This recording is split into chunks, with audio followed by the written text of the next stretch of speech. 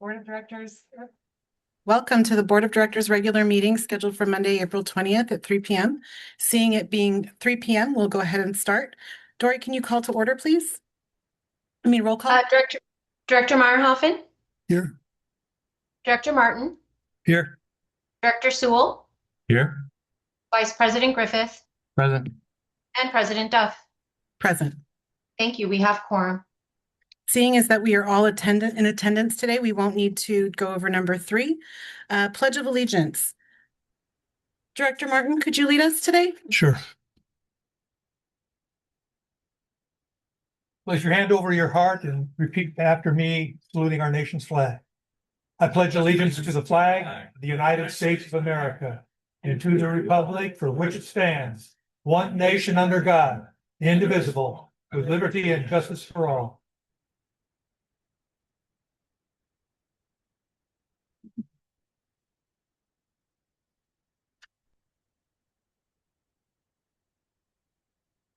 No worries. All right, with that, so can we go over rules of procedure, please? Yes. According to the rules of procedure adopted by the Board of Directors, all noticed meetings are conducted using Rosenberg's Rules of Order as a procedural guideline. Directors should refrain from responding directly to public comments at meetings of the board. The president of the board presides at all meetings and decides all points of order and procedure during meetings. The president is responsible for the maintenance of order and decorum at all board meetings. No person should be allowed to speak who has not first been recognized by the president. All questions and remarks should be addressed to the president as the presiding officer. No member of the board should speak more than once on any subject until every other member of the board wishing to speak on that subject shall have been given an opportunity to speak. No board member shall interfere with the orderly progress of a board meeting. And just as a reminder, the board's adopted a 3-minute time limit for public comment. Thank you, Counselor. At this point of the meeting, we're going to open for public input. This is a time when all members of the public can address items that are not on the agenda. So again, if anyone is in the public who would like to address the board on issues not on the agenda, this is your time. I see There's none. no one online. Thank you, Dory. Appreciate that. We'll move forward to employee recognition and the human resources report. General Manager. Thank you, President Duff. I will ask our Human Resources Manager, Oriana Hoffert, to provide this item. Oriana. Thank you, General Manager Macy. Good afternoon, President Duff and members of the board. Today we have a short but very exciting report. We have one promotion to celebrate. We are pleased to announce the promotion of Richard Andrade, Richie, to Field Operations Technician 2. Richie previously served as a Field Operations Technician 1 and brings approximately 5.5 years of experience in the water industry, including 2 years with Mission Springs. During his time at the district, Richie has demonstrated consistent growth and professionalism, successfully performing a wide range of assignments and projects with minimal supervision. We are confident that Richie will continue to be an asset to the organization in his new role. At this time, I would like to invite his supervisor, Construction and Maintenance Supervisor Jason Weekly, to share a few words about Richie.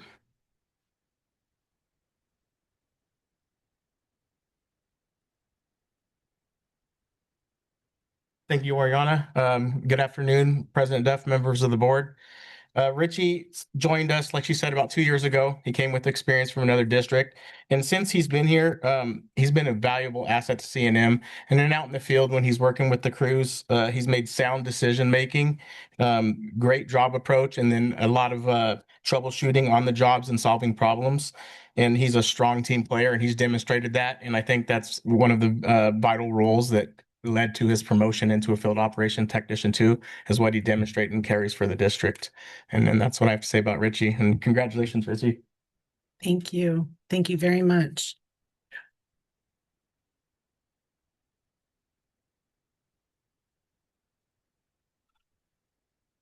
Good afternoon, President Duff, members of the board.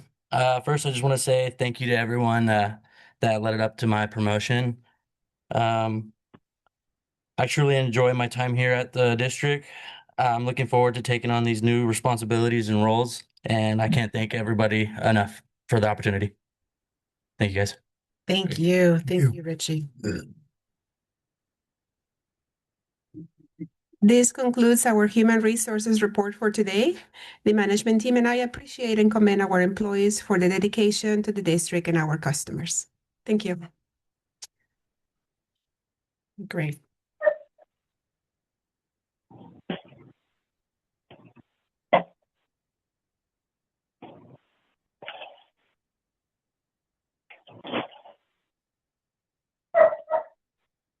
Yeah.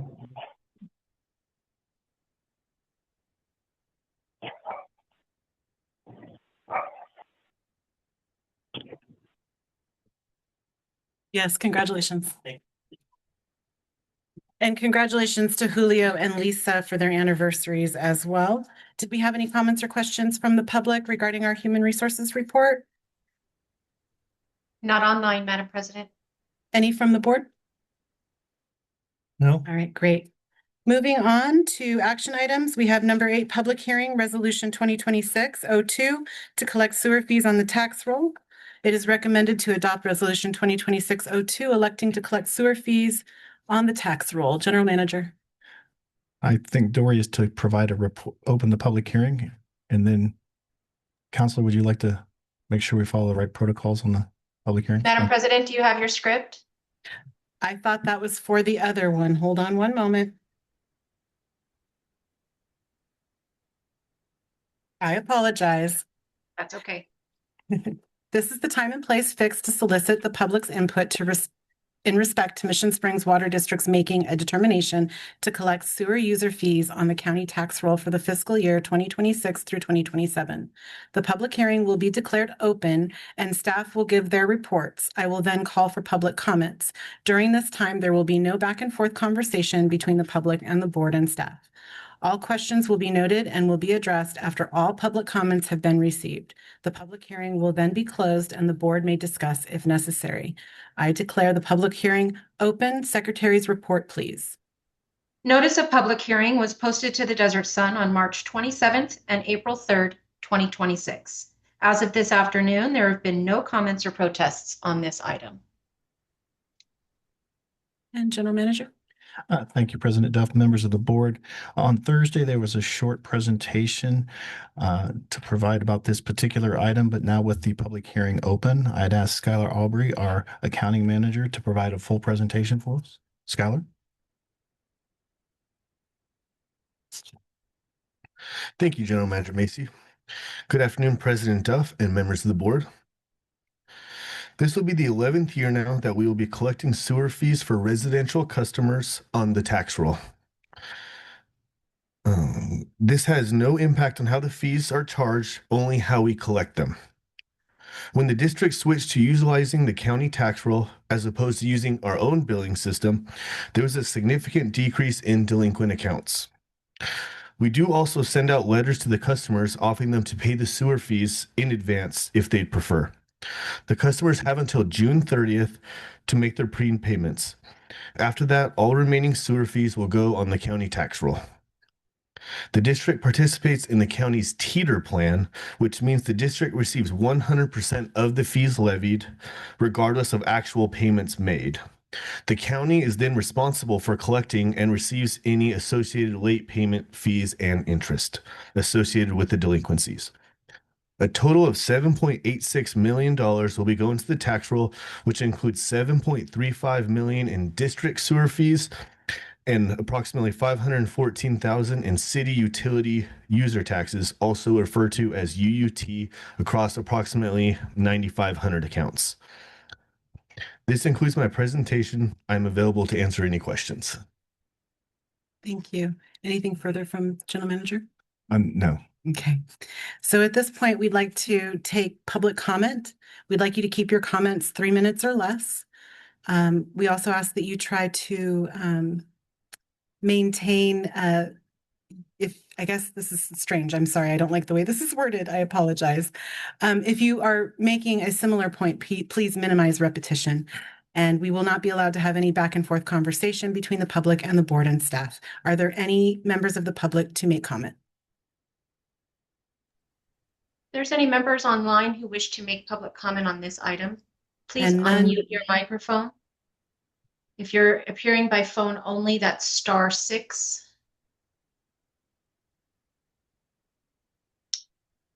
Madam President, it doesn't appear that anybody is here for public comment on this item. Okay. And no further from the staff. And so at this point, I'd like to declare the public hearing closed and open it up to board discussion. Director Meyerhoffen? Like I've said all the time, I'm opposed to putting utility bills on people's property taxes, but it's been going on now for 11 years, nothing I can do about it. All right, thank you. Director Martin? No. And Director Sewell? No. Vice President? All right. I'm grateful that this program has allowed us to collect in full instead of ratepayers having to fund for non-paying rate funders. So I appreciate that. With that, I'll call for a vote on approval of resolution 2026. I'll move the item. I'll second. Roll call, please. Director Meyerhoffen, Yes. Director Martin, Yes. Director Sewell, Yes. Vice President Griffith, Aye. and President Duff. Aye. Thank you. Motion passes. All right. With that, we will move along to item number 9, accept audited financial statements for year ending June 30th, 2025. General Manager Macy? Thank you, President Duff, members of the board. On Thursday, Skylar Aubrey, our accounting manager, with the assistance of our auditor consultant, provided a presentation regarding our audited financial statements. Skylar, is there anything you'd like to add to Thursday's presentation? No, I don't have anything to add, but I am available to answer any questions. I conclude, if there are any questions, we're available. Perfect. All right. Are there any comments or questions from the public? Not online. Thank you. Director Martin? No. Director Meyerhoffen? No. Director Sewell? Just thank you for all the hard work. I know it was kind of a time crunch this year, and years past we didn't make the time crunch, but this year you did. So great job. Thank you. Thank you. Vice President? Nothing. And I have nothing either other than thank you for your hard work in getting us back on track, and I look forward to us being on time in the future. With that, I'll entertain a motion I will move. Second. and roll call, please. Director Meyerhoffen, Yes. Director Martin, Yes. Director Sewell, Yes. Vice President Griffith, Aye. and President Duff. Aye. Thank you. Motion passes. Thank you. With that, we will move on to item number 10, Resolution 2026-03, authorizing the general manager to sign and execute agreements and necessary supporting documents with the State Water Resources Control Board for the consolidation of CVWD ID8 domestic water system. And this is somewhat of a continuation from last week. But General Manager Macy, could we go to the staff first? Yes, thank you, President Duff, members of the board. First of all, I want to apologize to the board as well as all of our customers and public for our technical difficulties. I think we've been able to rectify those today and look forward to getting through this item. First of all, we do have a quick presentation. Can you go to the next slide, please? I just want to be clear. I know there were some comments made on Thursday, but the action presented to the MSWD board is a grant funding request and not to be viewed as a decision on the ID8 divestiture or annexation. Any possible ID8 divestiture or annexation effort will be initiated by CVWD. I just want to make sure that everybody was clear to that. Next slide, please. Another thing that was brought up several times was the lack of outreach. I just wanted to clarify for the board that there have been 3 community meetings held at Desert Edge, Sky Valley, and Indio Hills, where Jim Barrett, the CVWD general manager, presented these following key points. They talked about that the domestic system in the ID8 area is separate from CVWD's main system. The 4 wells all have Chrome 6, ranging between 10.4 to 12.5, which is above the California's 10 parts per billion standard for hexavalent chromium. The cost to comply with the state standards is $25 million if they were to do treatment at the well locations, or if they were to connect to the main system with $40 million. With $40 million of capital improvements, the treatment could cost up to $85 per month per customer. MSWD, being an adjacent agency, does have compliant wells, but they also need new treatment facilities at one or both locations. Limited state funding is available for this, really at this time, an unfunded mandate. However, there are options through the Safe and Affordable Drinking Water Fund that may help with the connection costs. With that being said, Jim Barrett reiterated that the goal of his presentation was to minimize the impact of Chrome 6 treatment on the ID8 ratepayers. With that being, those meetings being held in January, we then came to the board and had a public workshop here on February 4th, where we talked about basically these same points. Next slide, please. In addition to the funding application that we're talking about possibly asking for with the state, there are other statewide efforts. One is litigation. There is litigation in a case that was filed in November of 2024 to basically repeal the MCL for the hexavalent chromium. The second one is legislation. A lot of the impacted water agencies are contacting representation at the state legislature, requesting monies to be allocated in the California budget for hexavalent chromium treatment. So there are other activities being done to try to reduce that cost, which brings us back to the third option and why we're here today. Next slide, please. So going through the state, there is an ability to fund the Chrome 6 treatment as well as other consolidation costs for the ID8 area. Again, with the goal to reduce the possible $80 per month per customer for the capital improvements related to the Chrome 6 impact. If the funding did occur, future actions would actually have to take place for a divestiture or annexation to take place. First, CVWD would have to decide to divest their both retail water and sewer service in the area through the Riverside LAFCO process. Also, the receiving agency, in this particular case, Mission Springs, would have to complete a municipal service study amendment for Riverside County LAFCO and get that approval. This also would require MSWD board approval. Secondly, there is a state water contractor responsibility that CVWD would have to address that would also require board action as well as LAFCO approval through the receiving agency's process as well. So there are going to be other opportunities to talk publicly about this. We're just not there right now. So I just wanted to quickly address those key points that were brought up on Thursday's meeting. Next slide. So again, our recommendation in support of CVWD's goal to reduce the possible $80 per month per customer impact due to the necessarily hexavalent chromium treatment, staff recommends that the board approve Resolution 2026-03, authorizing the general manager to sign and execute agreements and necessary supporting documentation with the State Water Resources Control Board for the consolidation of the ID8 domestic water system. Again, this action is presented to the board only as a grant funding request and not to be viewed as a decision on the ID8 annexation or divestiture. With it, that concludes our report. So I'd like to, at this point, if we could.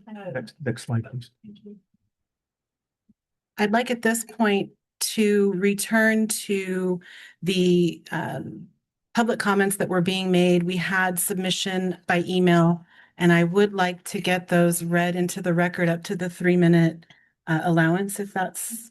Yes, I think that's appropriate given the technical problems that we had on Thursday. And my understanding is Dory Petit has the written submissions, and we'll treat them the same we would if somebody was here in person, and we'll read the first 3 minutes of it. But even if there's a submittal that she doesn't get all the way through, the entire document will be part of the administrative record.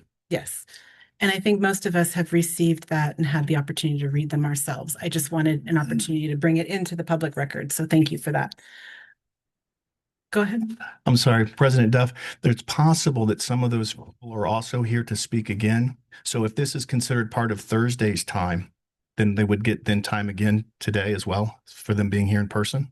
I mean, if they're going to repeat what's in the written submission, they can just say, I'll stand by my written submission. There's no point in getting up and saying the same thing twice, but. Or if they want to speak, they can speak. But so why don't we read the submissions first? And go from there. Okay. maybe say that the video of that meeting is not available. It's available, but it stopped. Yeah. Before she even finished as the second speaker, so. Thank you. Yes. Go ahead. With that, Dory, can you start reading the emails that we received in a 3-minute period? Yes. And just so you know, I can't share my screen with the timer and read at the same time. So I'll keep the 3-minute timer here in my office as I'm reading. Thank you. So the first public comment comes from Tabitha Davies. Dear members of the Mission Springs Water District Board of Directors, my name is Tabitha Davies. I am a resident, ratepayer, and co-director of Esperanza Sanctuary and a member of the ID8 community encompassing Desert Edge, Sky Valley, and Indio Hills in Riverside County. I appeared in person at today's April 16th board meeting and discovered public comment on Resolution 2026-03 before the meeting was informally adjourned due to significant technological failures, including severe audio feedback and non-functioning microphones, and acknowledged uncertainty about what was captured in the official Zoom recording. Because those technological features prevented a complete and documented public participation, and because the board itself acknowledged on the record that the integrity of today's recording cannot be confirmed, I'm submitting this public written statement to ensure that my public comment and the critical factual and legal information it contained is formally entered into the public record and distributed to every member of this board before the continued meeting on Monday, April 20th, 2026. I'm formally requesting that this letter be included in the meeting packet for April 20th, entered into the official minutes of these proceedings, and that all attached documentation be preserved as part of the public record. What I said today is why it matters. I stood before your board today not just to object to Resolution 2026-03, but to place on the public record what this board and its counterparts at Coachella Valley Water District have done to the approximately 4,800 people whose water they presume to control. What you're being asked to vote on is not a routine resolution. This is a culmination of a process so riddled with procedural failures, unauthorized actions, and willful disregard for public transparency that I am genuinely astonished it's made it this far. This morning, I submitted a formal CPRA to CVWD asking one simple question. Was the February 5th, 2026 letter of intent signed by General Manager Jim Barrett ever authorized by the CVWD Board of Directors? This afternoon, less than 2 hours before your meeting began, I received CVWD's answer in writing. CVWD Clerk of the Board, Sylvia Bermudez, responded as follows, and I am quoting directly. After review of our files, I was unable to identify any responsive records for items 3, 4, and 5. Those items requested any board agenda, minutes, or resolution related to the authorization of the February 5th, 2026 letter of intent, any closed session agenda item, action taken, or legal counsel communications related to the ID8 consolidation project after the September 2023, 2025 meeting, and any document showing whether General Manager Barrett was authorized by CVWD Board of Directors to sign the letter of intent before it was sent.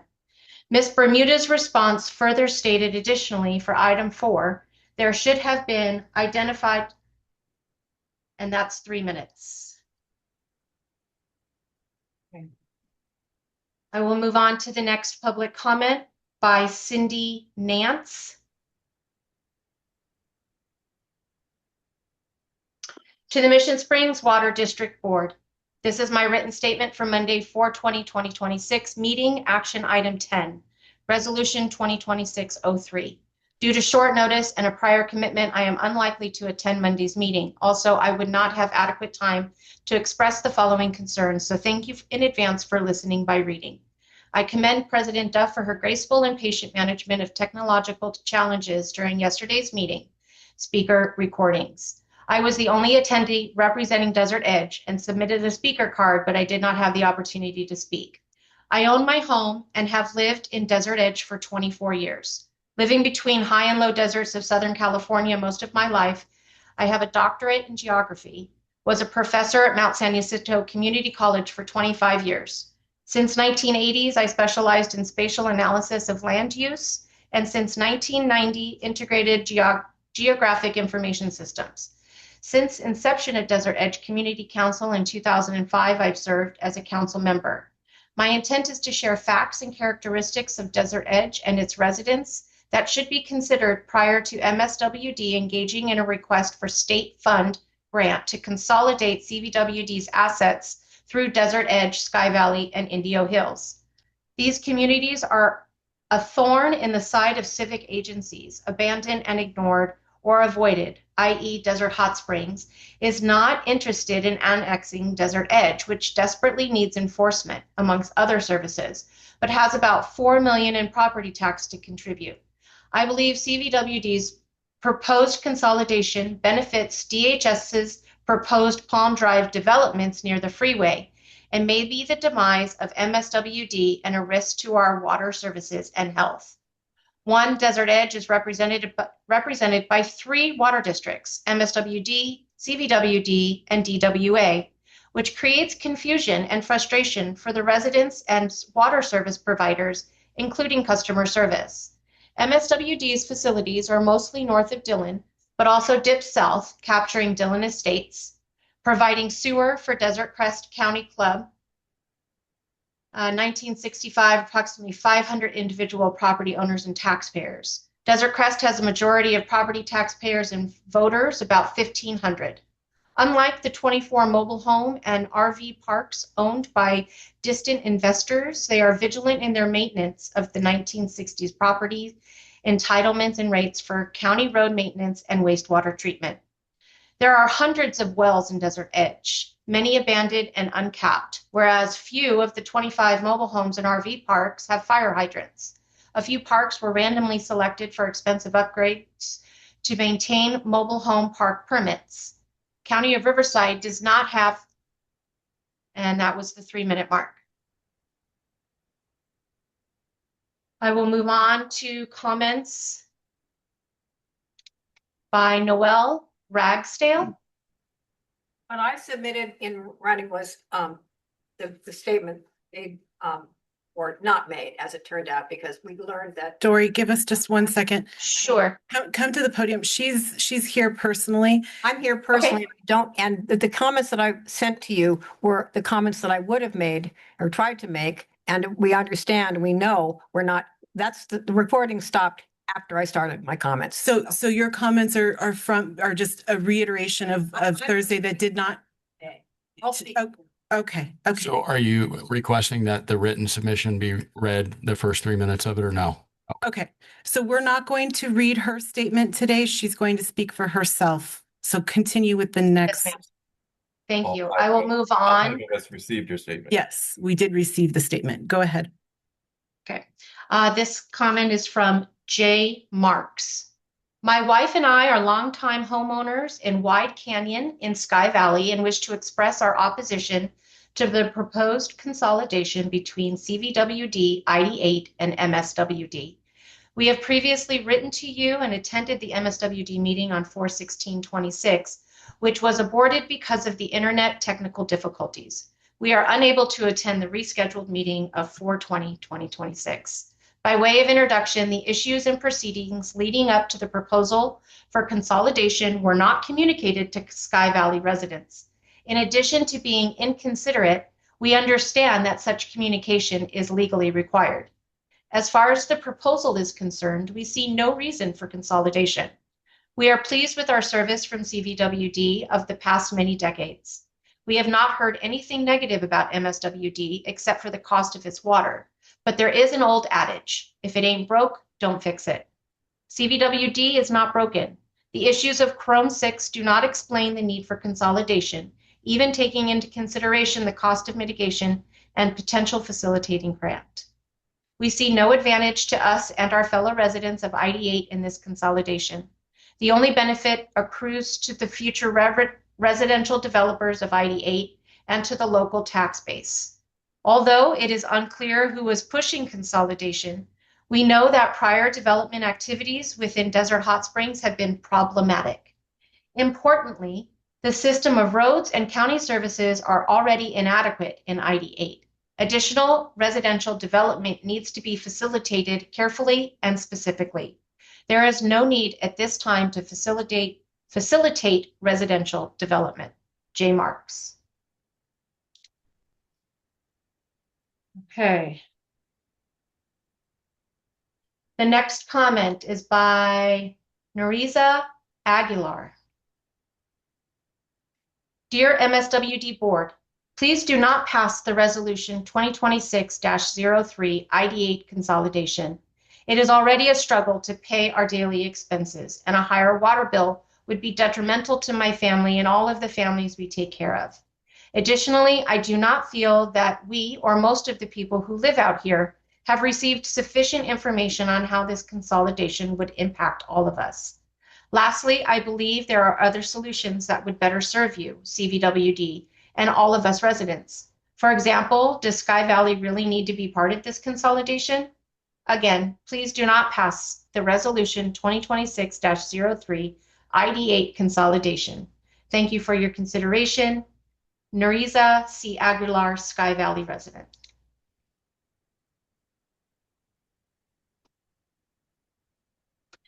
The next comment comes from Todd Miner. Dear MSWD Board, I am writing to oppose Resolution 2026-03 ID8 consolidation. We already have a hard time meeting our daily expenses, and a higher water bill would have a huge negative impact on our way of life and our ability to take care of all of our animals. Additionally, neither we nor any of our neighbors have received enough information on how this consolidation would really affect us. Lastly, I feel that Sky Valley does not need to be part of this consolidation, and/or there are other solutions that would be of greater benefit to you, CVWD, and all of us residents.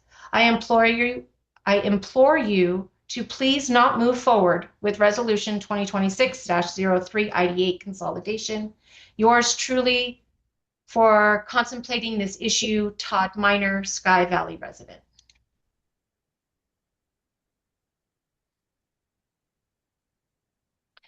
And the next comment comes from Marilyn Marks. It is a pleasure to meet the MSWD presiding officer and board and to understand that the president is responsible for today's procedure. Authorized procedure is important. I am a homeowner in the Sky Valley community, and our community's connections are important. The Sky Valley Community Council and residents demonstrate that community cohesion. Therefore, we are disappointed that we were not notified that authorization was given to the manager of CVWD to sign and execute agreements for consolidation of CVWD's ID8 and MSWD. Our community, as a ratepayer, did not receive public notification of this major step. Were other local ID8 community councils and residents notified? Isn't there an authorized procedure to notify councils and residents of such major considerations? If not, there should be. Marilyn Marks, White Canyon Road, Sky Valley. And the last public comment comes from Eric Mester. Good morning. Per the information given during the last in-person meeting, here is my written objection and questions that should be answered before moving forward with this item. Opposed. Resolution 2026-03, authorizing the general manager to sign and execute agreements and necessary supporting documents with the State Water Resources Control Board for the consolidation of the CVWD ID8 domestic water system. Documents requested for questions that need answering. 1. Who initiated this proposal?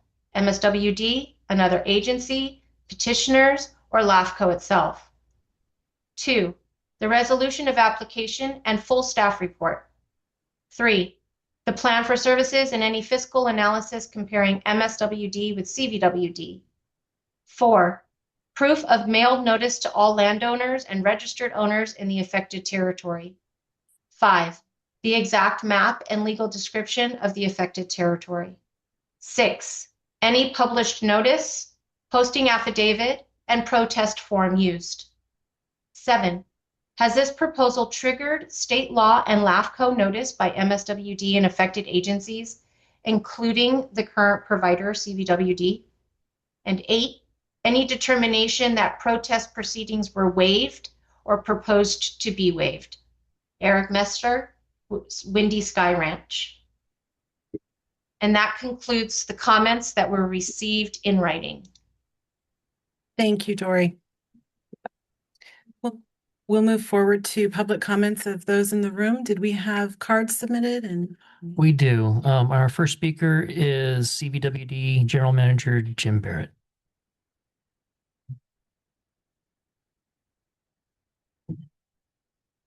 Thanks. Good afternoon, board.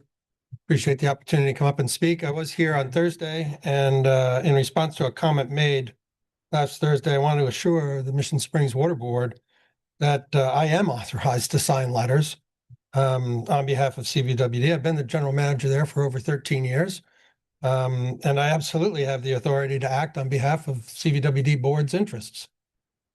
In this specific case, the letter is related to an item that the CVWD board took action on during their 9/23 meeting. Staff's recommendation was to consider a transfer of the ID8 system to Mission Springs. Board action was not to vote down the staff recommendation. It was not tabled, rejected, or an all stop was not issued. The item was continued, and staff was directed by the CVWD board to come back with a resolution once he knew if moving forward was acceptable to Mission Springs. Admittedly, when we started, neither General Manager Macy nor I knew how the Mission Springs board would react, and we still don't. 7 months ago, we were looking at a reorganization, a transfer with no funding. That was going to be a tough sell regardless of how CVWD wanted to proceed, especially with the requirement to remediate the Chrome 6, which was estimated to cost over $25 million. About that same time, CVWD was approached by Myoma Dunes, a small mutual water company near Indio with about 2,400 accounts that had a similar Chrome 6 remediation challenge. They were working with the state to consolidate with CVWD. I contacted the state and subsequently found out that the ID8 system might qualify for a grant of up to $50 million if it could consolidate with Mission Springs. Consolidation funding with Mission Springs could completely avoid impacting IID ratepayers with the Chromium 6 remediation. As General Manager Macy has pointed out, I have spoken in person at each of 3 community council meetings and answered all questions asked. I even got a round of applause at the Sky Valley meeting, which I believe most of the folks here and who have submitted comments attended. For the very life of me, I can't understand why a small group of about 1 or 2 dozen folks are demanding to stay with CVWD, which will burden almost 1,800 accounts with having to pay $85 a month for 20 years before getting a single drop of water.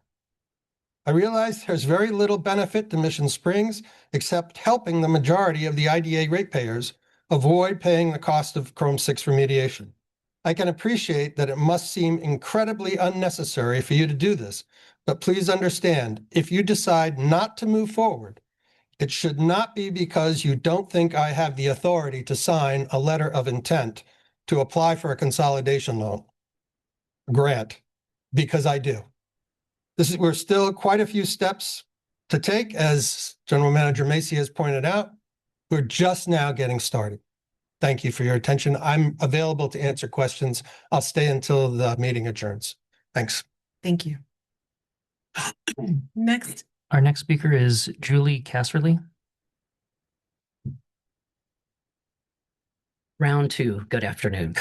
My name is Julie Casserly. I'm a 40-year resident of Sky Valley and the chair of our community council.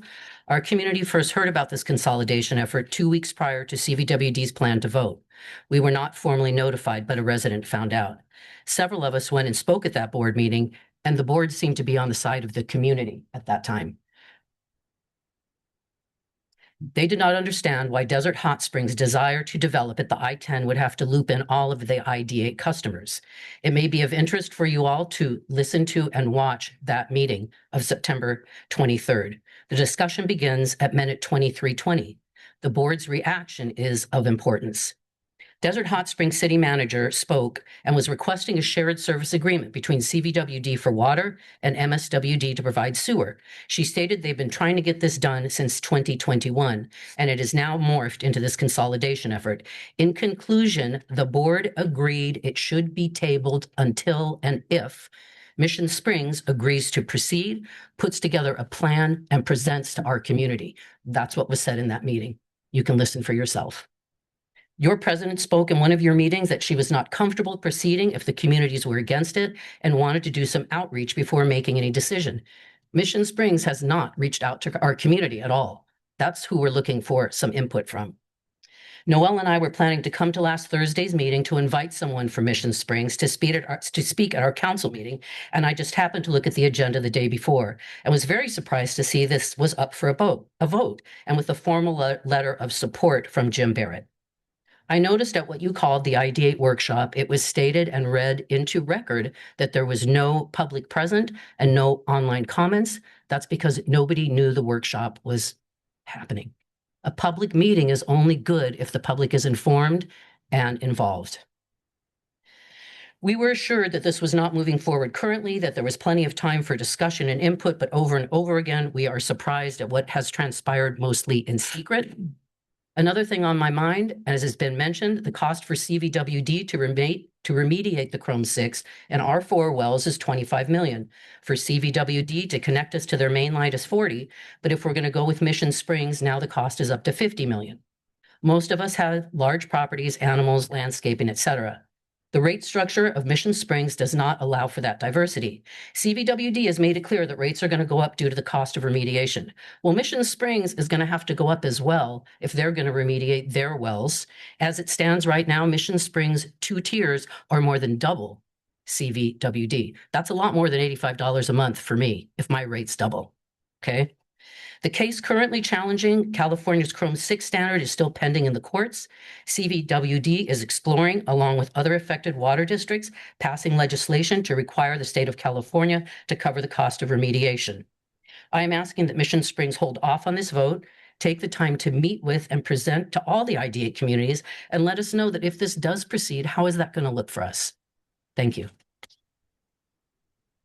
Thank you. Noel Ragsdale. Welcome back, Noel. Hi. As you know, I'm resident of Sky Valley and on the council.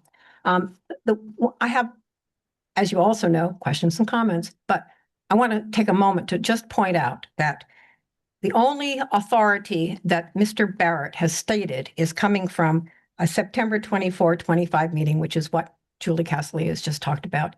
There, no action was taken. It was tabled until you took action, and you took action.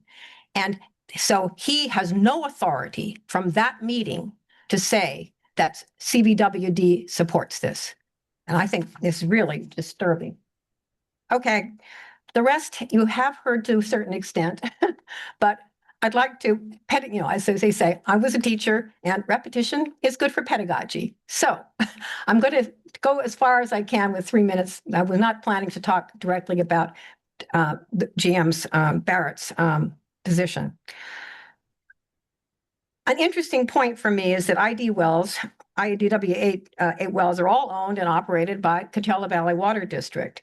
And my core question is it accurate to describe this as a small independent water system as that is defined by the State Water Board? And if it is, then why wouldn't Coachella Valley Water District be able to make the same request for a grant application that you are making? I also have questions about how you're complying. How many of your wells, your 13 active wells, do not comply with the CVW requirements? Where are these wells located? How much have you estimated that it will cost to bring them into compliance under your Chrome 6 plan? Where are you getting the funding for that? Will your existing customers share that expense? And then, which Mission Springs wells do you propose to consolidate with the IDW wells? Where are they located? Are they currently in compliance with the Chrome 6 standard? I'm assuming they are. How will using this water to remediate ID8 wells affect your ability to remediate your existing wells? How will that affect your existing customers? Fourth, although the state report refers to you making a grant application, and you've talked about it before, the resolution does not. It talks about a financial aid application executing a financial assistance agreement. This language suggests that it could also be a loan, which would have to be repaid. how do your customers going to like that? I also want to be very helpful to know if we could know the specific plan, the specific assistance plan you're applying for, because there are many, many different plans. And they have all kind of different requirements and cutoffs. Thank you. Is that it? That's Okay. Thank Well, you. thank you. Thank you. Appreciate you. I'm done, definitely. Tabitha, Dave, no, okay. Okay, she's not here.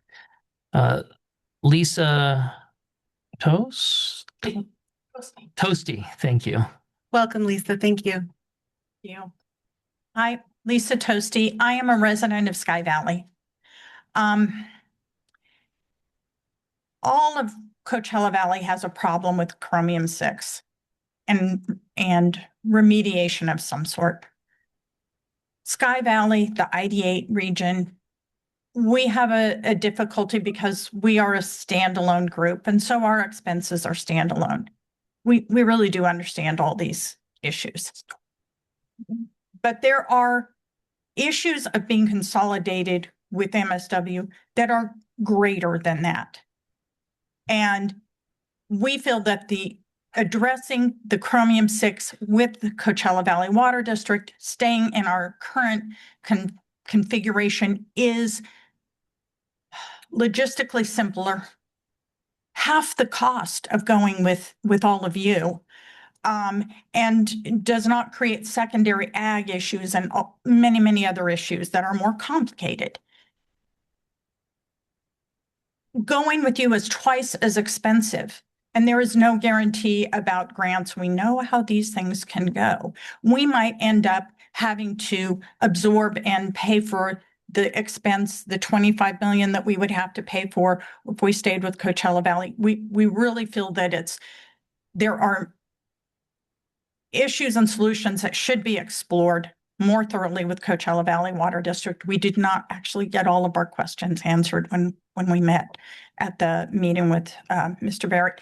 And we would like that to be more thoroughly explored before going way down this very complicated route of moving our water district into a whole different water district, changing everything around.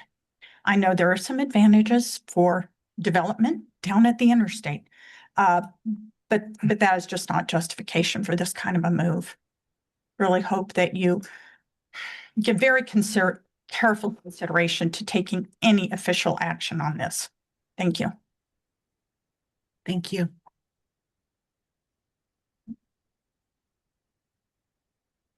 Sam Tosi, thank you. Toasty. Welcome, Sam. Thank you, board. My pleasure. Thanks for listening to us today. I'm a resident of Sky Valley. I did attend the meeting that Mr. Barrett was present at, and I too feel like our questions were not fully answered at that time.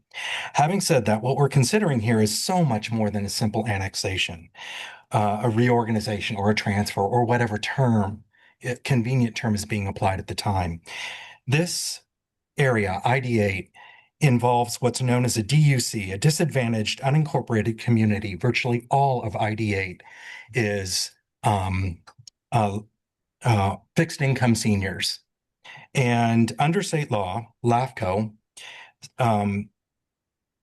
requires that identification and analysis of service issues within DUCs as part of municipal service reviews, which I feel this would be because Mr. Barrett is also proposing a sewer system for us out there. So we're changing service, and also it's required if the sphere of influence changes, which is something that's happening definitely here. The $50 million subsidy that's being proposed is not just for incorporating into the ID8 into the system. It seems to me we're also looking at the residential development that would be occurring down by Desert Dunes. This pulls utilities down south quite a bit further, as well as what was discussed previously, the commercial development at the I-10 corridor. That's how this all started. Way back when your city manager asked if CVWD could do a simple shared services agreement. And I would ask, let's look at that more closely. Let's consider that before incorporating this big change to our residential, and I might point out agricultural community. we see your district as more metropolitan. 50 by 100-foot lots, 5,000 square foot lots. We are typically 5 acres up to 40 acres. Lots of ag going on out there. That's why our rates are tiered in the way that they are. So proposing to double our rate seems unfair, especially to a community that's disadvantaged. This seems to be impacting residents who can least afford it. We shouldn't be penalized for subsidizing commercial residential development here in DHS. Thank you. Thank you. Mark Astoria. Welcome, Mark. Hi, my name's Mark Storga, a Sky Valley resident and council member. Wanted to talk about the lack of information getting out to the public, the CVWD customers, et cetera. If I wasn't on the board, I would have no idea this was happening. We would just like to see better information get out there to the customers through emails or letters through the mail, paper mail, about what's going on, our benefits or lack of benefits, that this consolidation would be good for us. That's all I have to say, is just we'd like to see some better information getting out to all the customers that are not getting it. Thank you. Thank you very much, sir. Invite them to our council. Oh, yes. We are having what is our meeting, the 12th? Yes. May 12th is our council meeting. We'd like to have maybe some representatives there to talk to us about what's going on and happening in May 12th, that is. Thank you for that invite. Can you be sure to email Marion Champion or our staff here that information so it can get sent to all of us on our calendars? Thank you. Okay, thank you. Next. And our final member of the public, Bill Barker. Welcome, Bill. We'll need to make sure there's nobody that's online that wants to speak as well. Will you excuse me? I'm a little bit more assertive. Sorry. I'm a little bit more assertive in my conversations, as I was not on the board. I was not even aware of this. Most of my research has been done by reading comments online, as well as hearing from my neighbors. And so if you take offense at what I say, it's not intentional. It's not directed at you personally. It's a generalization of how I feel about the things that are going on. I too am surprised and confused that you have even considered this action, as you live in an upscale incorporated cities along the mountains, and that possibly reveals a hidden agenda for the unincorporated areas under your purview. And I can only speculate there might be some ulterior programs that might want to be developed if you go ahead with this. I would like to note that your positions are both a fiduciary and legal responsibility to protect all citizens of Riverside County. Promoting the divestiture of assets and decision-making responsibility of the Coachella Valley Water District to a less functionally and mismanaged entities on malfeasance and negligence on the part of those who proposed this action, and possibly implicates you and the decision-making board in promoting a broader expansion effort, then that will broaden the residents and taxpayers of the unincorporated areas with devastating prices increases and assessments for infrastructure supporting the county's expansion, i.e. Desert Hot Springs.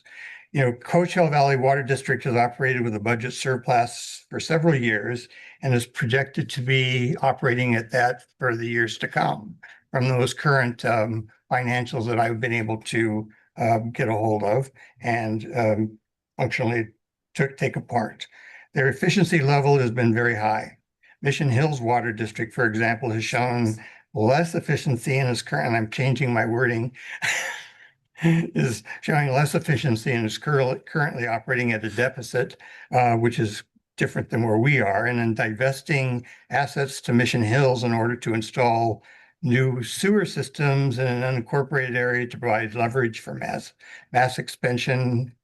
Mass expansion is a null hypothesis, really relating to this kind of move could potentially open the door to the county itself saying, let's continue to expand out in unincorporated areas, large housing projects, affordable housing. Well, I find that to be a null hypothesis because more housing is not the solution. And so just so that I can close in 13 seconds, your actions in this decision will show either you understand that expansion is not conducive with the dire water shortage challenges and increased expenses to residents, or that you're living in a bubble with a more capitalistic approach to your own well-being. My experience has shown you will not make the better decision. I hope you will prove me wrong. Thank you very much. Thank you very much. And with that, we will move to any comments online. Dory, Yes, ma'am. I know of two speakers who were here prior to the meeting starting. Okay. So we'll begin with them, and then I will ask anybody else here to speak to then unmute their microphones. But please do not do so until you have been called on to speak. So our first online speaker, I'm sorry. I just want to interject. If we could make sure that all of you online are currently muted. We are getting some feedback from someone online. I'm not sure who it is, but if we could make sure that all of you online who are not up to speak are muted for the whole time. Proceed, Dory. Thank you. Thank you. Our first online speaker will be Jim Sullivan. Go ahead, Jim. You've got 3 minutes.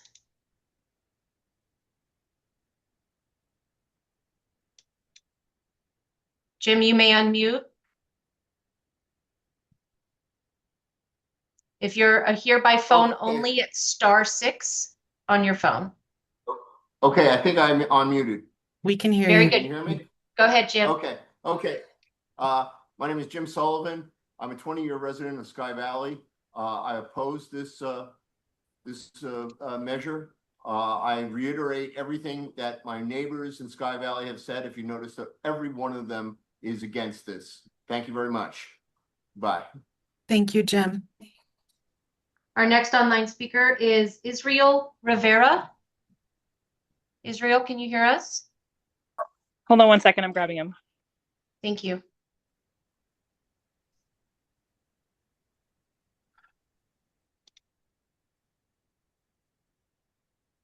Hello. Hi, Israel. You have 3 minutes. Okay. I also I want to let the board be aware that there's other people that are still waiting. I believe somebody said that Tabitha Davies wasn't available, but she is available. I just want to let you guys know that, and she is on her phone. But I do want to say that I believe that all of this is done to a point where almost you guys don't want. It's like it's not a secret, but it kind of is. Where it's unfair for us how we're being shoved this down our throats. Also, I believe there was a gentleman that said that he was met with applause at the Sky Valley meeting. That is not accurate. I would suggest you board research that video and see it and then judge him on that. But he was not received by applause. I was there. Maybe the applause for him leaving.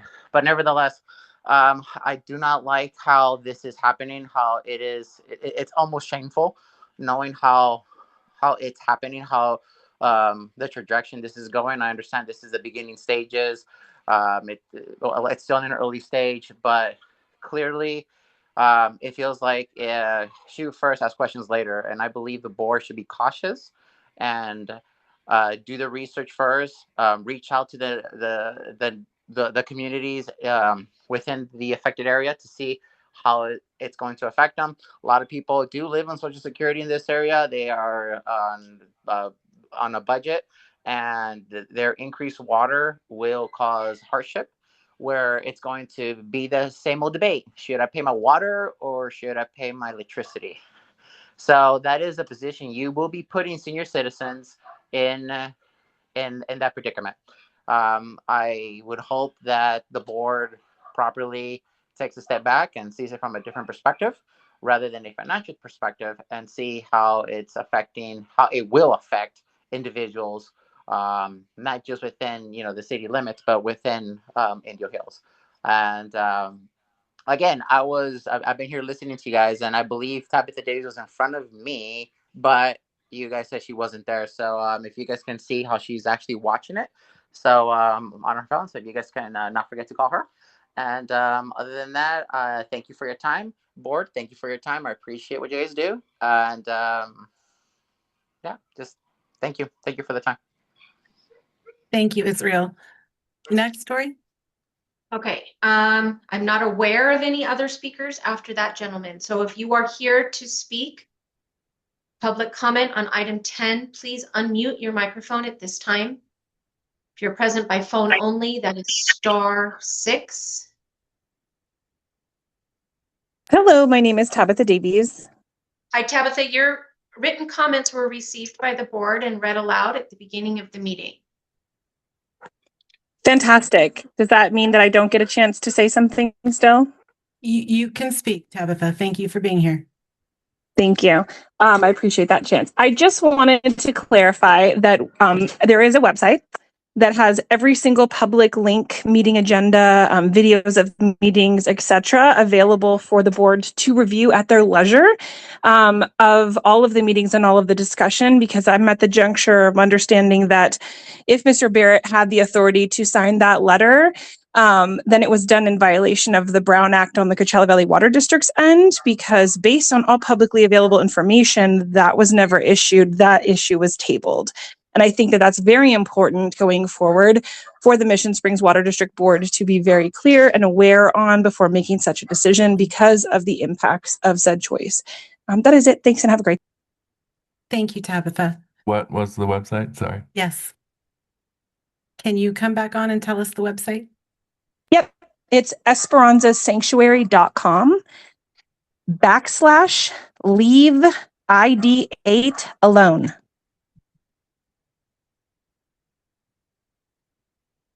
Thank you very much. And thank you for your comments.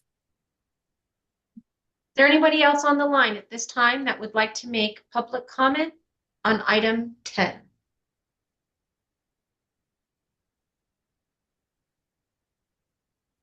Last call for public comment. Madam President, it seems as though no one else is here to make public comment. With that being said, we will move to director's comments. Director Martin. Yeah, it seems like a lot of information has come forward from our guests here at the Water District, and I'm not satisfied on whether or not we have enough information to move ahead on this subject.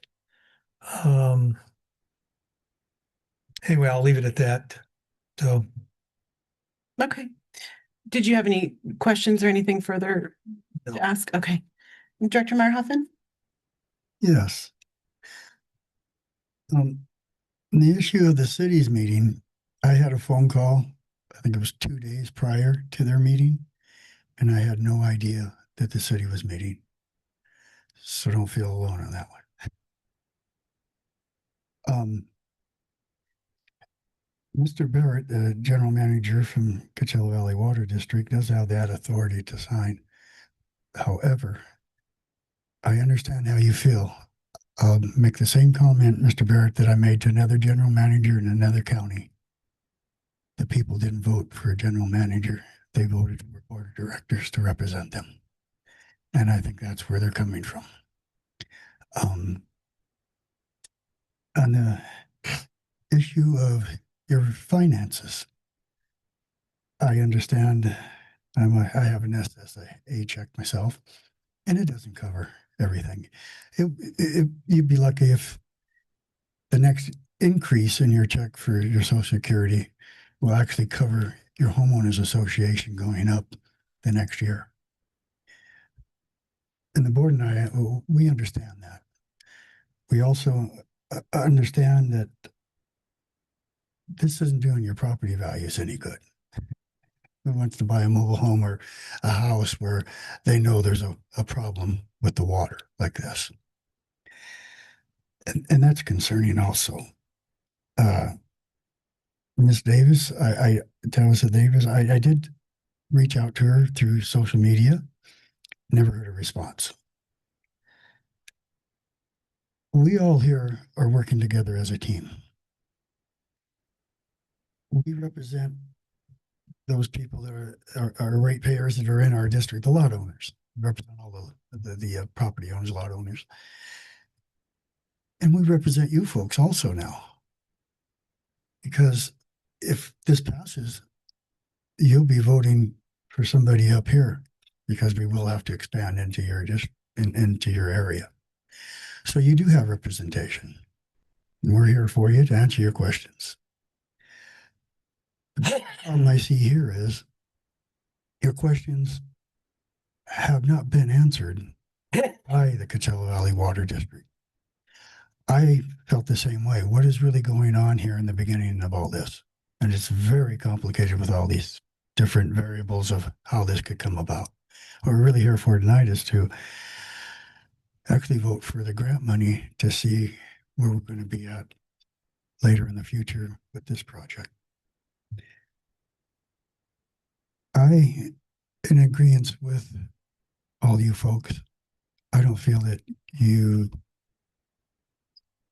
think that your questions have been answered properly. Most of the questions that you're asking should be directed directly to Coachella Valley Water District Board of Directors. Having said that, I think you need more time to get a grasp of this because you might pay $85 more if Mission Springs Water District doesn't do this. And that's a big increase for you. So I think there's some confusion there. And until you folks, no confusion, you just don't want it. All right. I'm sorry, we're not supposed to have it. So Sorry. anyways, I would like to make a motion when the time comes to. Let's get the rest of the discussions and then I'll open that up. Thank you. Director Sewell. Yes. Just want to thank everyone that came out today. Thank everybody that's online sharing your comments. One gentleman mentioned just the lack of overall information, and I agree completely.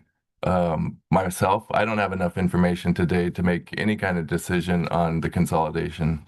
And really, this item in front of us, I think, is maybe a little misunderstood. It's really a step in us trying to gain more information. And this is a question for General Manager. Should we proceed on this item, the state comes back and says, here's $50 million. We're still under no obligation. Correct. There's still several pieces. There's still several processes that have to move forward. The grant is a component of that, but then we actually have to then annex that, and CVWD before that has to divest from that relationship with that area. So, and not only from a retail agency, but also from a wholesale perspective. So yes, this is just to get, I think you said it perfectly. This is to gather more information because in reality, this whole goal is to make sure that that $85 per month per customer rate is limited or reduced or eliminated potentially. So from that perspective, that's the goal of this process. Going down the path and trying to move areas around and trying to put it into different service areas is not what this item is about. And I think just to be completely honest, even us as a board have not got into any nitty gritty numbers to see if that would even make sense. The last thing, as Director Meyerhoffen mentioned, we wouldn't want to annex you in if it's going to cost you more money and have an entire group of people not happy with our service. Our service is to provide for our constituents, to represent our constituents. So I'm just rambling now. I used to be an ID8 customer. We were on a 10-acre parcel off of Ford Avenue. We used a tremendous amount of water for animals and a lot of landscaping. We had great service, never had a problem with CVWD. So I understand where you're coming from. When this idea was brought to us, to go back a little bit, there was one comment made that we're affluent and up on the hill, but really I think it's over 70% of our community that we represent is severely disadvantaged, below the poverty limit. So I think we pride ourselves here at Mission Springs trying to find as much grant funding as we can for our current ratepayers. So when the idea was brought to us that, hey, there might be $50 million to help the community of Sky Valley, it's something we were open to explore. but we're really still at that exploratory stage of trying to gather more information to see if it makes sense. And I think the last thing our board wants to do is something that doesn't make sense. So I encourage you to keep attending our meetings, CVWD meetings. If your neighbors can't make the meetings, to submit your comments like a lot did today. And I'm sure as we gather more information, there'll be a lot more information for us to share with your communities. So thank you. Thank you. Vice President. I want to thank everybody for coming. Thursday's meeting was actually a mess. I was not here, and I was the one that kept saying, I can't understand, I can't hear, I can't hear. So thank you all for coming back. I want to quote two people, Noel, repetition. So I'm going to repeat some things so that everybody understands. And two, none of this is to be taken personally, but there's a lot of misinformation out there. There's a lot of fear, and there's a lot of anger. And I think some of the anger is misplaced. So I want to start with what today's item is, and I'm going to reiterate. This is about pursuing grant funding only. If we don't get any grant funding, we're not even going to waste our time. All right, because we're not going to spend the money to do that. And if you understand Prop 218, okay, I hear a lot of little armchair lawyers out here saying this and saying that, but have you studied Prop 218?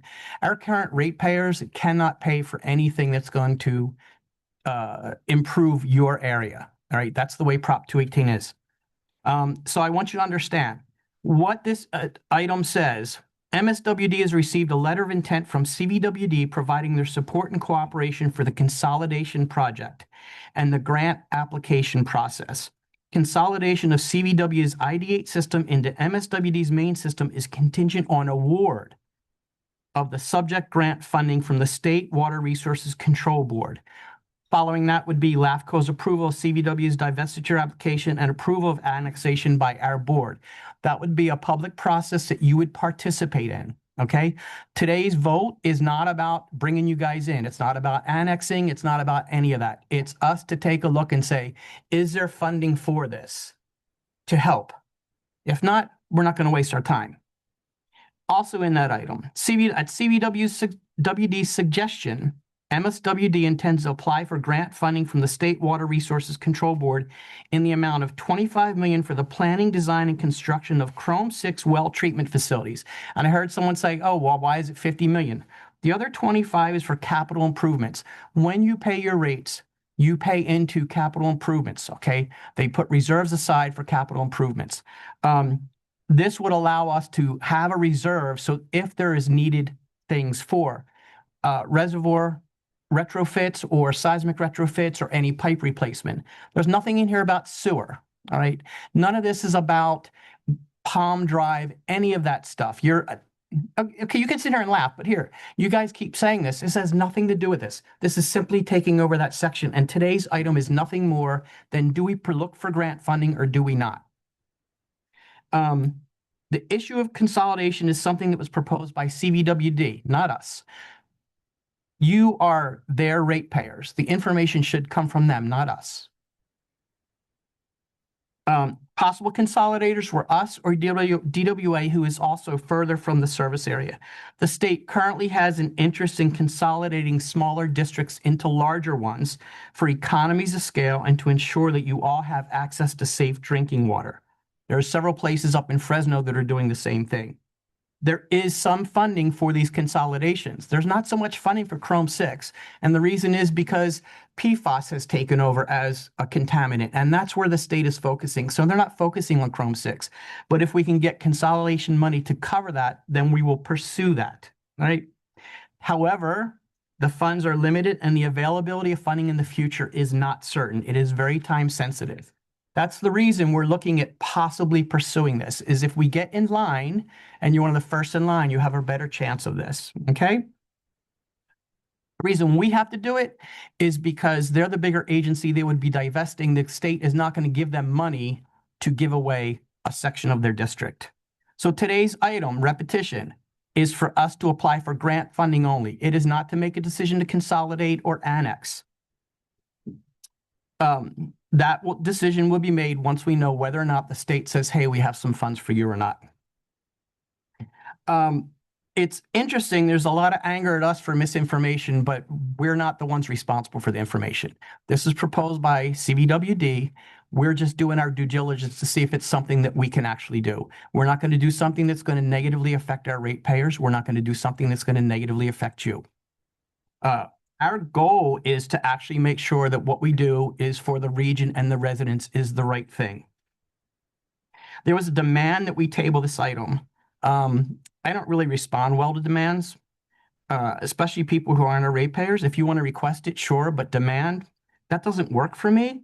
A pursuit of information is in no way harmful to anybody in this room or anybody in that district. At this time, someone said we're not following procedure because LAFCO is not involved. There's no need for LAFCO involvement for us to apply for grant money, all right? That would come later. It's just a resolution to pursue grant funding.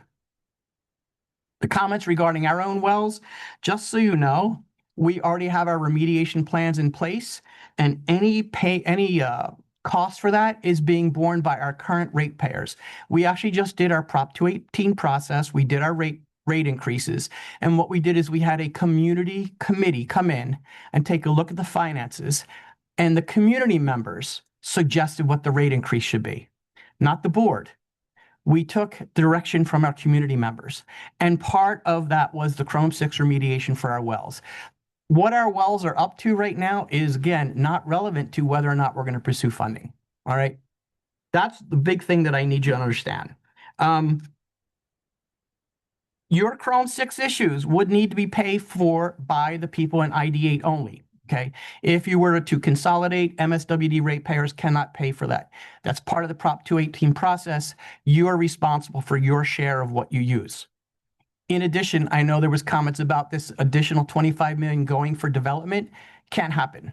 Development has to be paid for by the developers because that's part of the Prop 218 process. So any grant funding is not going to go for laying pipe down Palm Drive. It legally cannot. I know that CVWD has estimated the cost for the treatment of the 4 wells at about $85 per month for you all. If we were to do this, our goal is to not have you pay the $85 a month. Contrary to a next door post, MSWD is not buying ID8. We don't buy. Okay. It would be a divestiture and then it would be an annex.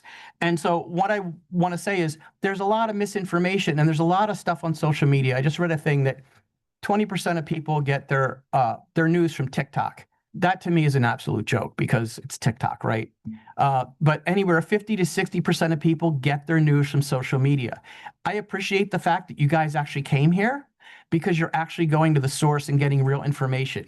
But when I see stuff on Nextdoor and I see stuff on Facebook that says we're doing this to get more money from the state that's going to line our pockets, that's not how the water districts work. So I don't put a lot of stock into what goes on social media. And so that's why I want to explain what this is about. It's just permission for him to pursue grant funding. And once we get an answer, then we take a look and then we can say, look, this is what they're offering. This is what's going to happen. This is where you're going to be. This is what the rates are going to be. This is how it's going to affect you. Then we can have that dialogue. But for me, there's no reason to not see if there's some kind of money we can get to help the situation. Again, I do appreciate the fact that you all came in here. I would really suggest you read about the Prop 218 process so you can actually understand rates better, because there is a lot of misinformation where people think we can take whatever money we want and throw it to the city of DHS. We can't. I know that there's things about funding agreements in the past that can still happen, but it doesn't affect you.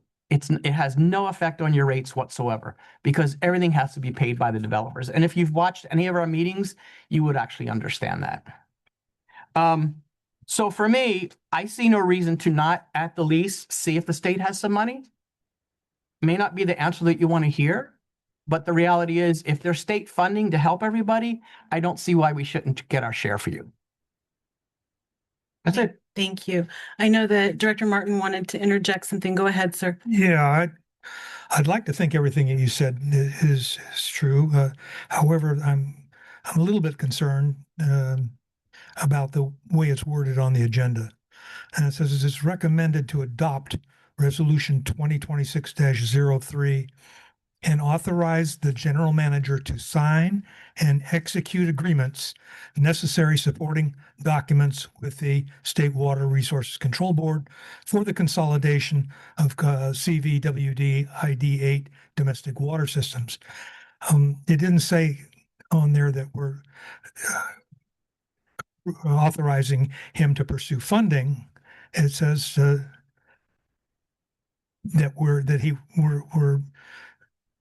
he's going to be adopting a resolution and we're going to be adopting a resolution and authorizing the general manager to sign and execute agreements and necessary supporting documents. I think that summation of resolution 10 is probably misleading. I like the direction you were going with it, but that's not what's stated here. General Manager, could you address that? Because he's not the only one who was frustrated by the way the title had to be by the state's. Yeah, so that title is, in reality, that's required by the State Water Resources Control Board. They want to make sure that we have the authority, that the board has given me the authority to make sure that all the planning and grant information that's provided them is accurate and appropriate. The key part of this, I know everybody's focused on the beginning, but it's all the agreements and necessary supporting documents with specifically the State Water Resources Control Board for the consolidation. It's really with them, and it's only to get to that point.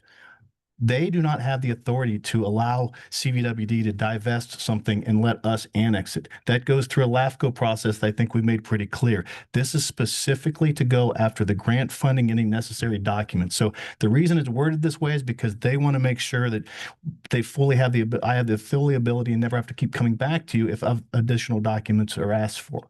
So that's really where that language comes from and why it's worded the way it is, but it's really specifically with just the State Water Resources Control Board's authority and within their preview.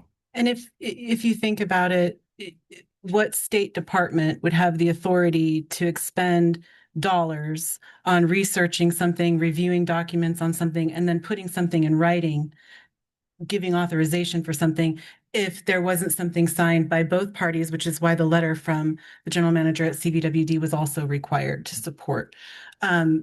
But again, the language was very specific. Was there anything else regarding? No, that was okay. So I'm going to take this opportunity for my comments, and a lot of them were touched on, so I might have said it a little differently, but a lot of them were already touched on. So I don't want to repeat myself either. I want to be very respectful of everyone's time. But I do want to reiterate a couple things. One, MSWD is simply trying to be a good neighbor. That is the only reason any of us are sitting here entertaining this conversation.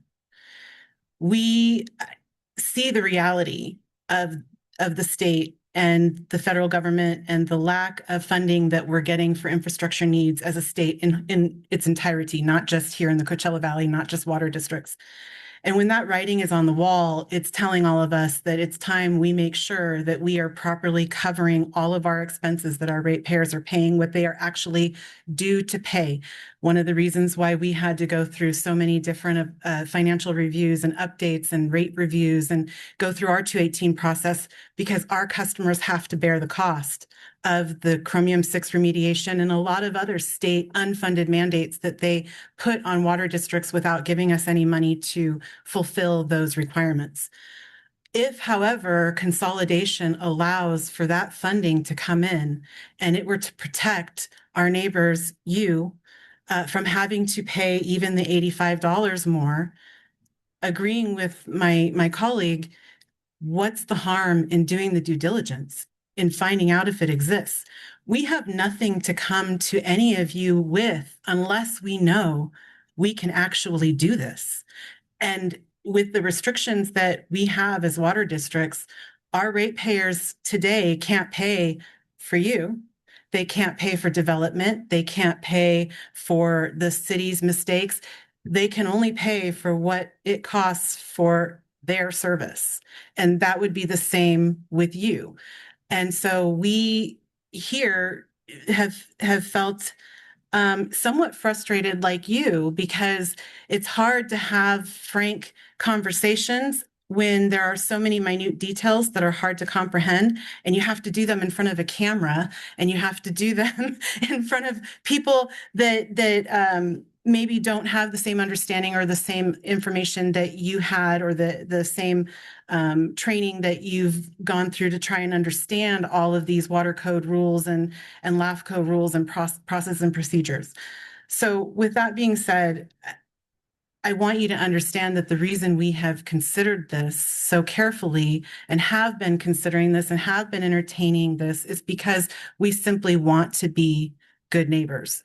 And if we're able to help mitigate something bad for the valley, then we want to do that, looking at the valley as a whole.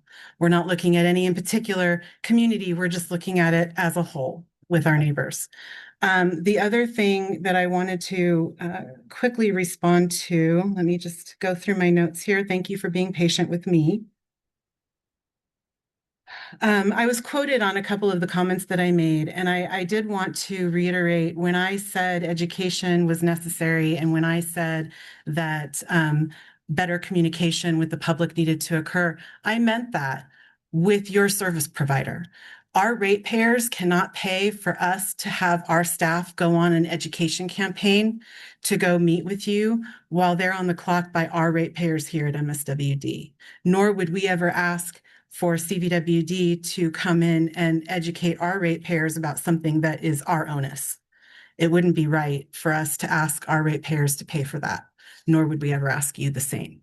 So I just wanted to explain that part. We are not avoiding conversation. We don't have the mechanism to be able to speak to people who are not our ratepayers unless you come here to speak to us. So I just wanted to reiterate that part as well. And then I did take a little bit of a sensitivity to the accusations of lack of transparency and secrecy. We're one of the only special districts in the entire Coachella Valley and in most of Southern California that actually have certifications in transparency and in fiscal responsibility and in financial affairs for our public purposes. And so we work really, really hard to ensure that we do have that relationship with our customers. If you were to become our customers, we would have that same concern for all of you. And we are very concerned with why you are here today. And we want to see those answers answered. We want to see us be able to sit down and have a conversation with answers, but we're in due diligence. This is part of due diligence.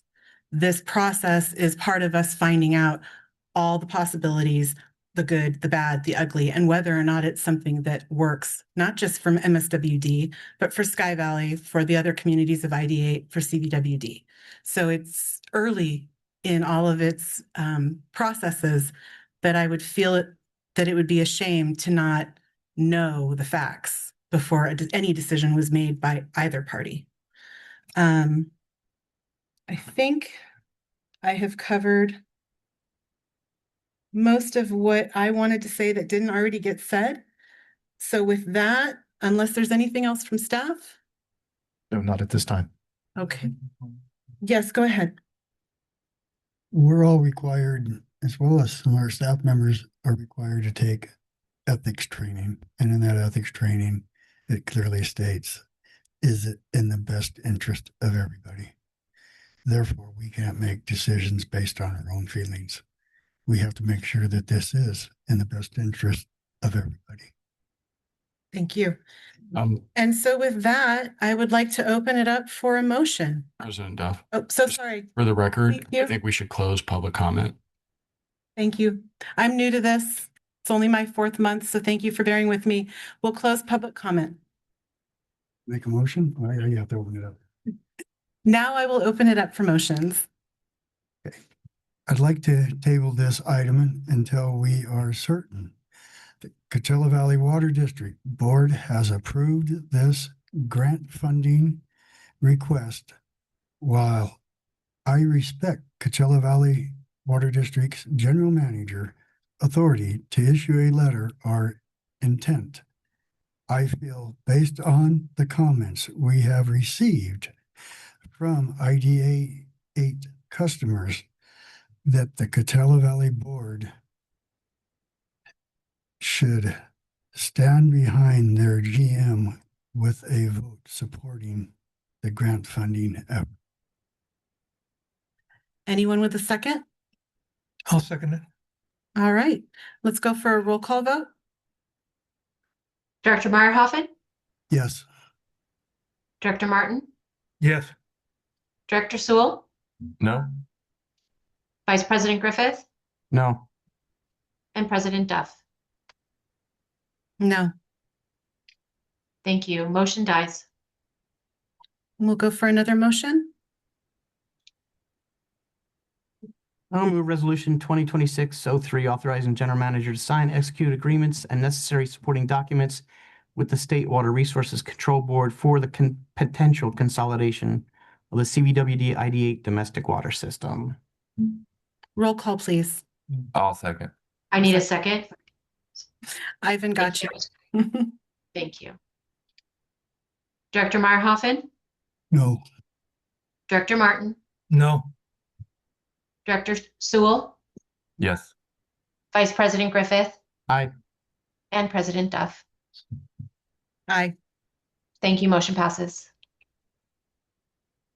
Thank you very much. I'd like to call for a 5-minute recess if we could, just so we can get reorganized and have a restroom break. 5-minute recess. Thank you. You could record, please.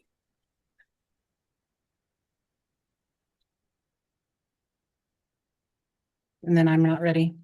All right, we're going to move on to discussion items. Administrative building update number 11.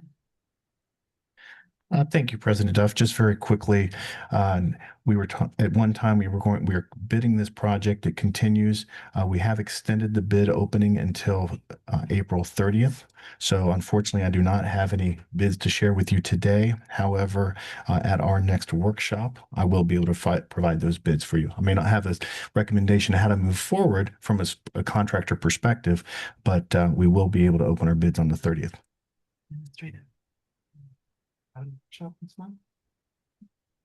I didn't, yeah. Oh, I'm sorry. That's right. We have a scheduling conflict, so we will not have a workshop, but we'll be able to bring that to our next meeting in Perfect. May. That is Sorry To about keep you on track. that. Thank you. Thanks, Vice President. Thank you. Thank you. All right. And obviously, no questions from the board on a non-present presentation. Moving on to number 12, groundwater protection program update. Thank you, President Duff. We have a short presentation. I think it's just one slide. Eric, our engineering manager, Eric, what can you take this item, Eric? Yes, sir. Thank you, General Manager Macy. Good afternoon, President Duff and members of the board. This month's groundwater protection program update is relatively light in that there's only about 2 items to update the board on. Staff received bids for the Area M2 septic to sewer project, which also includes abandonment of existing water lines and backyard easements and placing those new water lines in a few road right-of-ways. Secondly, staff enlisted Tom Dodson and Associates. They are one of our environmental consultants that specialize in environmental issues. So we contacted them to prepare a CEQA study.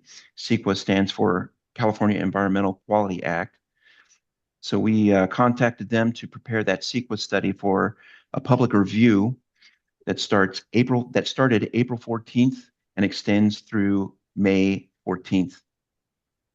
Elements of the CEQA study include noise studies, biological and archaeological resource analysis. So after that review period, staff will present this item within the next few months for board approval and will transmit those studies to the Army Corps of Engineers for use and inclusion into their NEPA, National Environmental Protection Act. So we'll transmit the studies that we get after the 30-day review period to the Army Corps for use in the septic to sewer conversion project, and in the hopes that it will ultimately speed their process along. So this concludes the this month's groundwater quality protection program update. Are there any questions? Not from me at the moment. I was just reading something a second time. I was misreading it. Director Marhausen. Director Martin? No. Vice President? No. Director Sewell? Yeah, sorry. Please. Just so I can remember correctly, what's our grant funding we have left into? Like, what's that? In a ballpark number, it's about $10 million. So we are actively working with the state to try to get the other half of that money in a grant, from a grant funding perspective, an extension. Just so you know, the money that we're asking for will be outside of the water line replacement that will come out of our normal operating budget. So we're just specifically asking for the costs related to the septic to sewer conversion. Thank you. And that fixed my question as well. So thank you. And with no other questions and no comments from the public, I don't see any. Do we have any comments on the public regarding the groundwater protection program? No, ma'am. Thank you.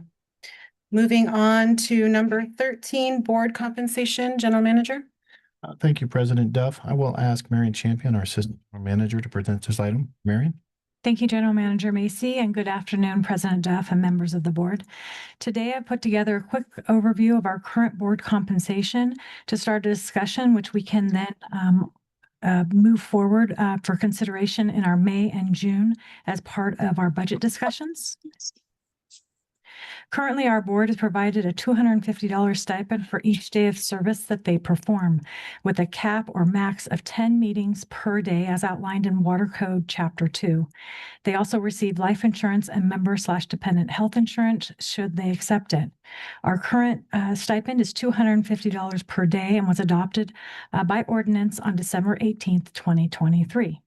I also wanted to note that there is an active bill that we are currently following in the state legislature, AB 2568, which would update Water Code Chapter 2 to allow for up to 20 days of service. If approved, individual districts would need to adopt a resolution or an ordinance to adopt the up to the 20 days. A hearing is set for that item with the Assembly of Local Government Committee on April 22nd. According to Water Code Chapter 2, Section 20202, to increase the amount of compensation which may be received by members of the governing board or of a water district above the amount of $100 per day, the increase may not exceed an amount equal to 5% for each calendar year following the operative date of the last adjustment of the compensation which is received when the ordinance is adopted. Since our last update was approved back in 2023, we can do two 5% increases up from $250 to $262.50, and then or up to $275.63, accounting for both years. To give you a comparison as to what some of the other districts in our area are doing, you can see the orange line is MSWD's current per meeting stipend, and the green line is what is allowable based on since our last increase.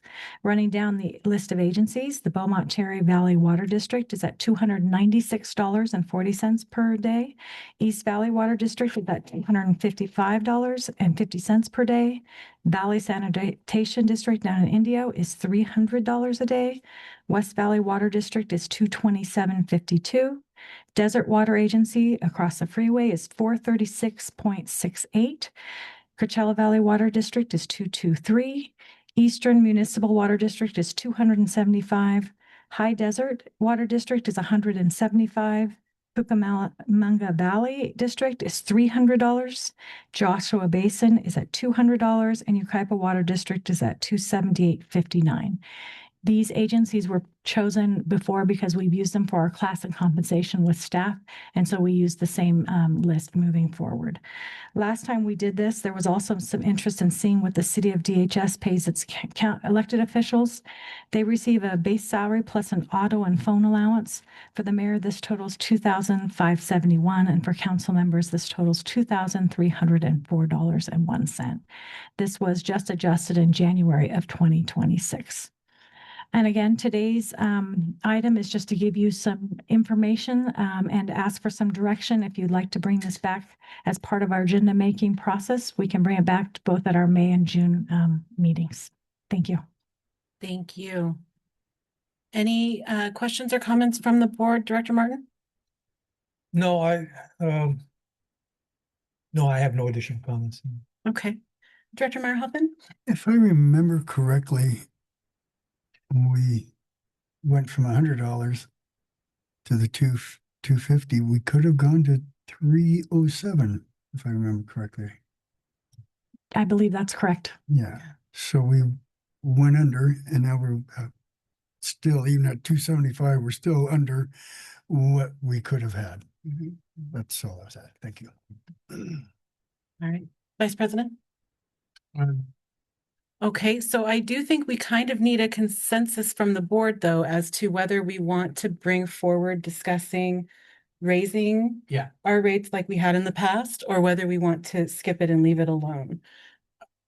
Go ahead, I Vice think President. given we've got a budget process coming up, I think it needs to be included. I agree. Based on our previous conversations, we didn't want that, like you were just talking about, that 20-year gap of a big, huge increased chunk of $207 versus keeping up with COLA and maintaining it on a regular basis. Do I have consensus from you to move forward with discussion? Yeah, as you know, I'm a veteran, so I don't take the medical benefits. My mother said, no, I don't want the $10,000 life support or life insurance policy. If it means you're going to be dead. No.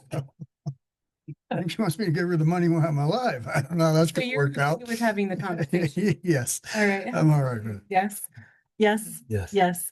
So if we could put that on the future agenda with our budget process. No, so at $275 is where the number. Didn't even think about what number it was. It was just bring it back to discuss. And then I know that there was a sidebar conversation with you and our legal counsel about possibly filing COLA. Did I catch that one correct? Well, I think that when we had this conversation originally as a board, I think we just said, can we just have it do COLA like the staff gets and move forward? But then it's my understanding from legal that our particular stipend does not allow us to just automatically. Is that correct, Counselor? Well, I've gone back through the code and I don't see anything that expressly prohibits it. My recommendation, I think, is that you do these things transparently, you do them at a board meeting, and that way everybody knows that it's happening rather than it happening Unlike Congress. automatically, like Congress. Yeah. Then I'm all for the transparency. Is there a way that we can have the discussion so it doesn't maybe have to go through but it requires an ordinance and a public hearing, if I'm not mistaken, right? Unless we do something. It requires an ordinance. So yeah, it would be, you do it as part of the budget, maybe. That would be the time to do it when you do your budget. If we were to bring such a increase to the board as an ordinance and we added the COLA, we could still be taking it to the board as a budget discussion item as part of that public I hearing. think so, yeah. Okay, so we'll work on the language with legal counsel and bring that for discussion in May and June. Thank you. Fantastic. And that would be, if you're doing it as part of the budget, it's transparent. It's, done through a meeting because you approve the budget. So I think our whole point in that early part of the conversation was to not allow these kind of large gaps to go and then hit our public with really large numbers when it was negligence on our part for not understood being regular. Yeah. Go ahead, please. And those numbers were off of that 5% maximum, but can we see the numbers if we matched those 2 years worth of COLA just to match? I can bring those back. Yes. Thank you very much. All right, I think that concludes that discussion. We'll move on to number 14. You know what? I forgot something. Are there any comments or concerns from the public regarding this? No, ma'am. Thank you. I don't see anyone in person either. So with that, we'll move on to 14, long-term financing options. General Manager Macy. Thank you, President Duff, members of the board. I'll ask our accounting manager, Skylar Aubrey, to introduce Urban Futures. But I'd also like to thank Brian and Mike for staying on as long and going through that process. We were hoping to get you early in the conversation, but because of some technical issues that I'm sure you've heard about that you weren't aware of on Thursday is why we had to continue down the agenda path. So with that being said, Skylar. Hi, yes, I'd like to introduce Michael Bush from Urban Futures to give a presentation on what the financing could look like. Thank you. Welcome. Thank you. It's a pleasure to be before you this afternoon, board members. So today, we're going to walk you through the district's proposed financing plan, including a plan to fund key capital improvements A portion of it will be dedicated towards water improvements, as well as a new headquarters facility. And we're also going to be looking at existing debt transactions that we think may be consolidated as part of this transaction, or we may recommend, if economically better, that they be paid off basically defeased. So we'll cover a couple of different things. I'm also joined today, as Mr. Macy pointed out, by Brian Forbath from Stradling, and who will allow more dialogue, if you'd like, on the debt that we're going to be reviewing in a minute. Thank you. There we go. Next slide, please. Yeah, thank you. So the district is proposing to issue about 28 million in revenue bonds to fund a series of critical water system improvements, along a portion of which will go to the new headquarters buildings I mentioned in my opening comments. This financial approach is consistent with the recommendations outlined in the district's 2025 rate study, ensuring alignment between capital planning and long-term rate stability. Very important that we go through that. Early on in this discussion, many months ago, actually, Mr. Macy and Skylar both reached out and said, hey, we're working on this rate study. Here's some assumptions in our rate study. Can you validate these financing assumptions fit within the rate study? So we've been able to do that. So I think what's being presented to you matches basically what's in your rate study, so it won't have impact on your rate study as we see it currently. In addition to the new money component in your rate study and referenced here on the slide, we're also proposing to refinance or potentially execute a limited defeasance of approximately 1.1 million of existing debt obligations. These include legacy agreements that you see here listed, 2001 COPs or certificates of participation, and several installment agreements. And the goal here is pretty straightforward. It's to streamline the district's debt portfolio and where possible to improve overall debt efficiency and effectiveness of the borrowing. Next slide, please. As part of the process, we evaluated all of the city's debt, and Mr. Forbath went through all of the agreements to understand the covenants and requirements within each. And we've come up with this list here, which has some detail about each one of them. The refinancing of these smaller obligations is expected to produce more favorable terms and may generate a little bit of debt service savings. That said, we are still contemplating a final economic benefit analysis, in particular for the two smaller balances that you see here of roughly $150,000 to determine whether or not a refinancing or a targeted defeasance provides the best outcome. What we don't want to do is give a recommendation to refinance debt that's $150,000 that when you re-amortize it with new money debt ends up costing you a lot more through interest cost over the life of new financing. So we're going to look at the options to pay those off. Importantly, with that option is the State Water Resources Control Board loan, which carries a very favorable rate. It's about 2.5 or 2.2%. We do recommend that remain outstanding. It is a benefit of the district to do so. From a financing perspective, it would not be prudent to refinance that obligation in the current rate environment. So overall, this is somewhat of the targeted cleanup and optimization, not a wholesale restructuring of the district's debt. Hey, Mike, is it all right if I just jump in for 1 second Sure. on the slide? So Brian Forbath for Stradling, good to see you all again. It's been a little bit, but the one item I would just want to point out on this is the 2013 Holman Capital Agreement that's there listed. That is only payable on June 7th or December 7th, semi-annually. And so as Mike's going to get in the schedule a little bit further, if we plan on doing a debt issuance, we won't issue bonds before then. So that is one item that I think staff would be sort of looking to cash defease prior to the financing. So I just wanted to lay that out, that's probably part of the direction that folks that will want to have today is flexibility to take to cash defease that Holman Capital Agreement. Sorry, Mike, keep going. No, it's good. It's a good point. So it's important that we look at these covenant requirements to see what advantage or disadvantage they have for the district. And as Mr. Ford that points out, that one is somewhat restrictive as to when you can pay certain things off. And in the timeline which you're going to fund your new facility, it may not fit perfectly within that timeline. So we'll be evaluating that over the next few weeks to give you a better recommendation. Next slide, please.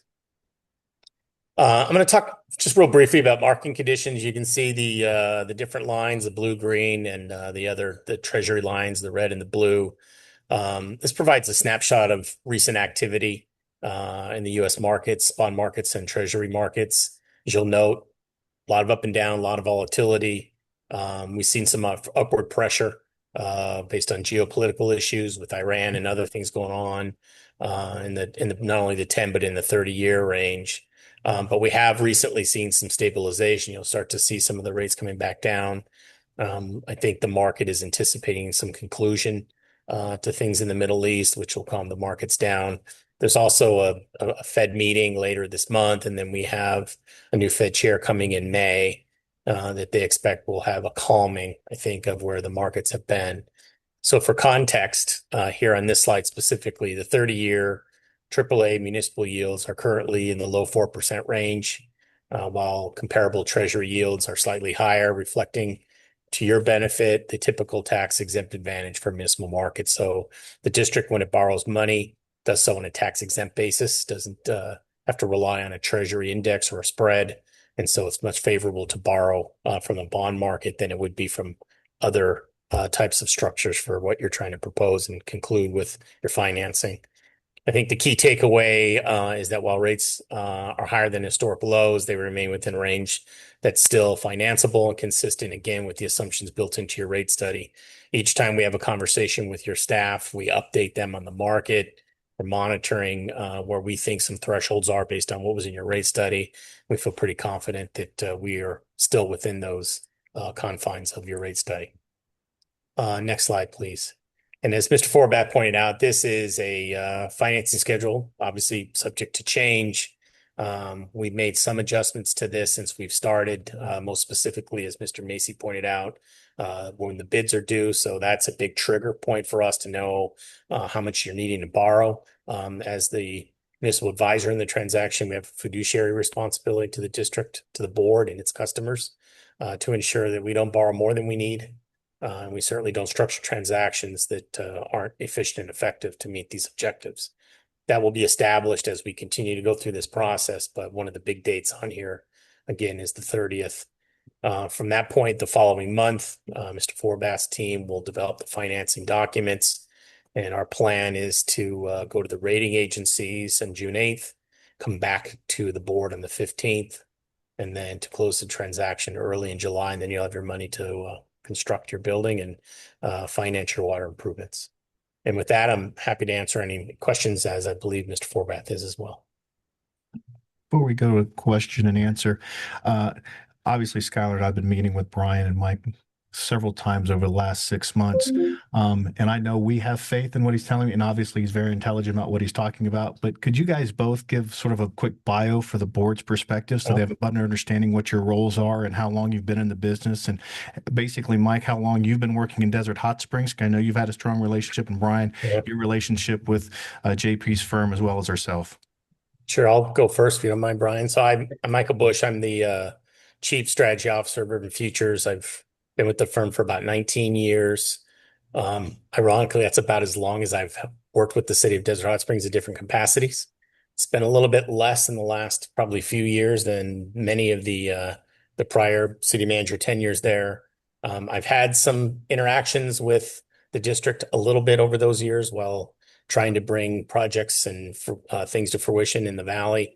Other than that, I've worked throughout the state of California on transactions similar to this for municipalities. We work only with municipalities. We're a fairly large firm with about 17 registered municipal advisors. But I'm the one, I think, with the most experience in the area, and have known Mr. Macy for a number of years in different capacities, and have run into a few of your board members, such as Mr. Martin, over the years. I can't count how many times, but it's a pleasure to present to you tonight. And I'm Brian Forbath. I'm a president and a partner at Stradlin, Yaka, Carlson, and Ralph. I'm located in our Newport Beach office. I've had the pleasure of working with you all for several years now. I've worked on the sort of redo of the Wells Fargo loans that you have the interim financing that was paid off this year when you guys redid it last year. I've also been involved in being a bond counsel to Desert Hot Springs as well for several years. My firm, we do more bond deals as bond counsel, disclosure counsel, underwriters counsel than any other law firm in California for the last 10 years or so. So we got a very broad depth of understanding. We also probably do more water and wastewater deals in California than any other firm. And that's one of the areas I specialize in. I've also have a longstanding relationship with your general counsel, Mr. Pinkney, through work in the city of Beaumont, Needles, and some other places as well. Thank you for the opportunity to be here with you today. Thank you both. All right, with that, any questions from the board? Director Martin? Nope. Director Meyerhoffen? No. Cool. I guess when will the next kind of presentation be? I think so. The plan will be is the water district will issue what's called certificates of participation, which is essentially the district will enter into an installment purchase agreement, which you've done basically with all your other borrowings. This time you'll enter into it with your own financing corporation, and then we will come back for a joint meeting of the financing corporation and the board. I think on Mike's schedule sometime in June. 15th. June 15th. That'll be sort of the next steps when we come back to you all. And at that point in time, what we'll have is a resolution that authorizes the issuance, the execution and delivery of the certificates of participation in an amount not to exceed whatever, Mike and Skylar and Brian decides necessary to finance the projects. It'll also approve the various bond documents that are needed in connection with the financing. And it'll also approve what's called an official statement, or which is really the offering document or prospectus that your your bond underwriter will then use to go market the bonds to investors to raise the capital for your projects. So that'll all come back to you in June with an opportunity to review. And at that point in time, we'll walk through all the documents with you and what each of them does and what each of them says, and give you an overview of the transaction at that point in time. And also, as part of that, Mike and his shop will prepare what we call good faith estimates, which are statutorily required, that provide, what are the total costs of the financing, what are the costs of issuance that you're paying consultants, what's the total interest that you're going to pay over the life of the transaction for borrowing the sum of money. And so we'll work with Mike's shop and Skylar and Brian to get that all pulled together for you all for the June meeting. Okay, and I know you mentioned those loans about possibly paying some off. Is that something staff will be determining, or will that come back to the board? Because I believe the one loan was like June 9th. Yeah, so the Holman Capital loan and $155,000, we've got the district needs to give 45 days notice of a payoff on that. That has to happen on June 7th. So Brian and Skylar, I defer to you, but I think as part of sort of this update, we'd probably like some sort of direction or acknowledgement that staff can, pay that one off. And the reason why we want to pay these off is each of these transactions sort of were done with the different financial covenants over time and have different flows of funds. And so what we want to try to do on behalf of the district is sort of streamline all of your financial covenants and make them all uniform, so that it's a much clearer, more concise to investors, and also for your staff internally in terms of managing, the rate covenants and so forth that you have to follow. Okay, great. Thank you. Yes, definitely. I would like to point out that, I would like to really simplify our long-term debt. Our debt coverage ratios can range between like 1.15 and 1.25. So I'd like to be more consistent, different pledges. The cash flow will not be an issue at around $1 million. So I would like to point that out. Great. Comments from myself are pretty basic. Actually, I'm just really, really grateful that you guys were able to stay within our recent 218 rate increase process. That means a lot to us as a board to be able to stay within those constraints and not be in over our heads before we get started, so to speak.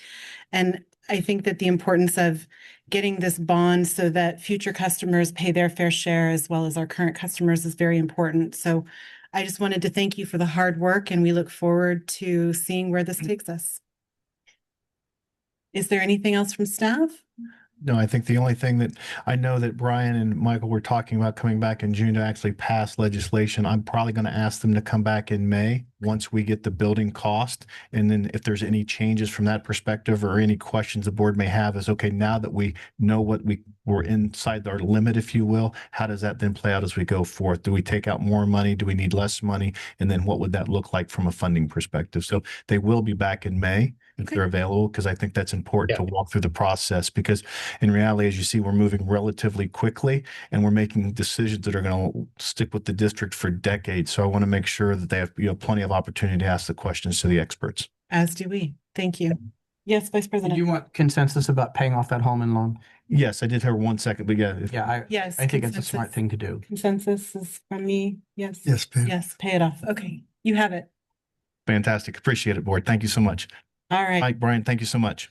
Thank you. You're welcome. Thank you Thanks. both. Are there any questions or comments from the public regarding this long-term financing option discussion issue? No, ma'am, not online. And not in person. Thank you very much. Moving on to our consent agenda. We have the approval of minutes and register of demands. Does anyone want to separate items for independent discussion? Not today? All right, with that, I'd look for a motion. I'll move to approve. Second. All right, roll call, please. Director Meyerhoffen, Yes. Director Martin, Yes. Director Sewell, Yes. Vice President Griffith, Aye. and President Duff. Aye, thank you. Thank you. Motion passes. And we will move on to reports. And we'll go ahead and do director's reports. We'll start at this end. Director Martin? Sure. Let me find it here. Oh, it's up here.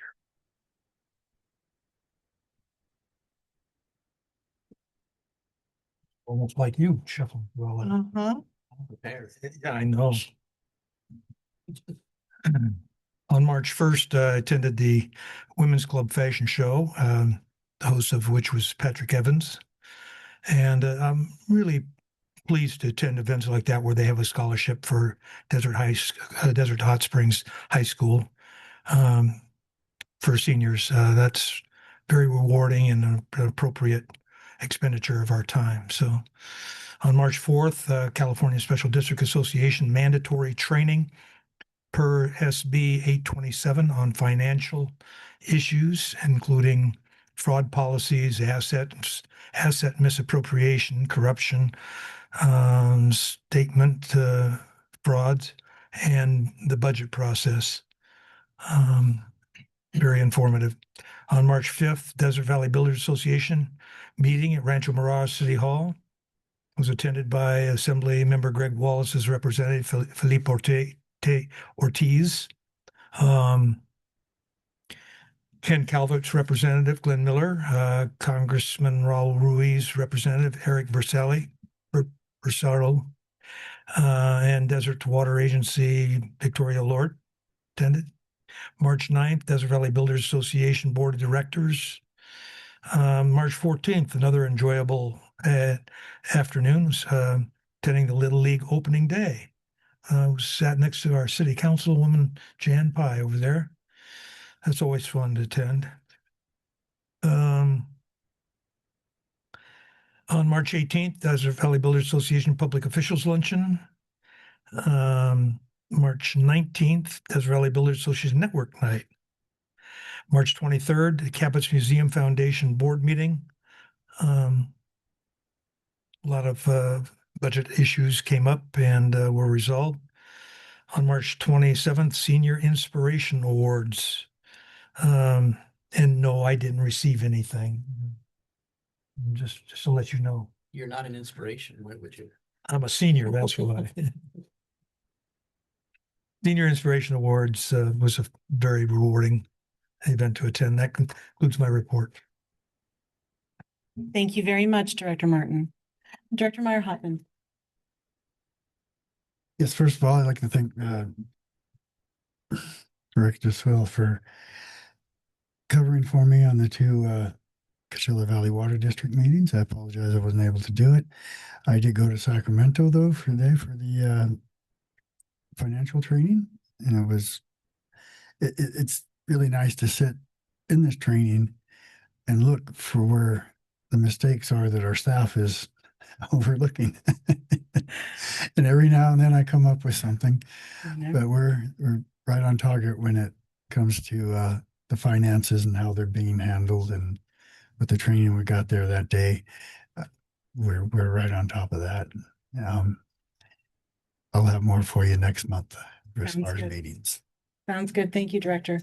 Director Soul? Yes, I have quite a bit.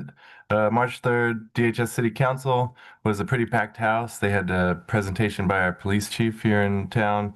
They brought back the Explorer program at the high school, and they were honoring their first graduating class since bringing that program back.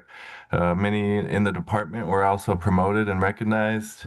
And then Mona from Sunline gave a presentation about the Rides Reimagined process. So they're currently evaluating their service and they're hoping to adapt better to the needs of each community. She stated Desert Hot Springs was, I think, the fourth highest in the valley as far as the ride the bus. Council also approved storm drain line C1 design, and they will go out to bid, and that's in partnership with Riverside County Flood Control. March 4th, I also attended the CSDA fiscal and financial training. It's a new requirement for board members. I believe it'll be every 2 years, but a lot of good information, I think, for new board members especially, but it was a bit repetitive for a lot of us that have already done the CSDA kind of leadership trainings. March 10th, as Director Meyerhoff mentioned, I covered the CVWD board meetings. On their March 10th meeting, Director of Engineering Carrie Oliphant is retiring after 28 years with the district. General Manager Barrett was given a cost of living adjustment of 3.6%. They had a presentation and approved an agreement to move forward to study potential PFAS treatment options on 8 wells that they have that are affected. Those wells are around the Monterey Country Club in Palm Desert. They also had an update from their state lobbyists, and they're continuing to try to find some state funding on Chrome 6. And it was this meeting that Director Nelson also reported that he would be resigning as of April 15th. March 11th, I attended the Essential Policy Updates from AWWA's DC office webinar, and they shared a lot of details on updated consumer confidence reports. And a new requirement is it was annually, but now updated rules, it will be twice a year if you are serving over 10,000 people. They mentioned that earmarks are likely to increase from 15 to 20 projects per member. And then they kind of got into the weeds. They talked a lot about lead and galvanized service line requirements, including a required non-lead validation study required by 2034, but that could differ by state. And then there will be an upcoming study on fluoride by the EPA. March 17th, attended another CVWD board meeting. This was actually a study session they had for their upcoming budget, fiscal year 27. Much of the budget was right in line with expectation from previous years, but it is about $20 million less due to less water purchases. They received a large pre-delivery of water from Met, I guess the last 2 years, so they'll be purchasing less in fiscal year 27. Another big topic was that of the reserves, the domestic reserves seem to be the most critical, and they need to adjust the rates prior to fiscal year 2028. It was also stated that the Mission Creek Replenishment Fund had healthy reserves and that and had a $1.2 million budget, but they did not recommend increasing the rate on that just because the reserves were so healthy. The 24th, another CVWD board meeting. This was their regular meeting.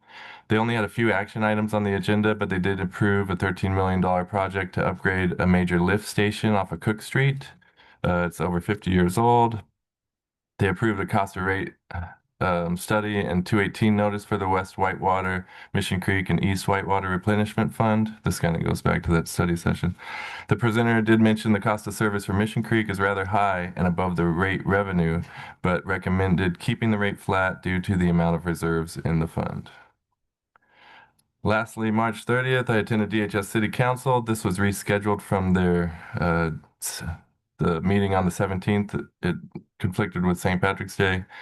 And that was a very detailed 30-minute long presentation by Visit Greater Palm Springs. The mayor actually had to kind of cut them off. But if you go watch it, it's really detailed about all the visitors coming to the valley, and they specifically broke apart a lot to do with Desert Hot Springs. The council also approved a donation of 5 vacant residential lots here in town to Habitat for Humanity. And the council also approved the mid-year budget.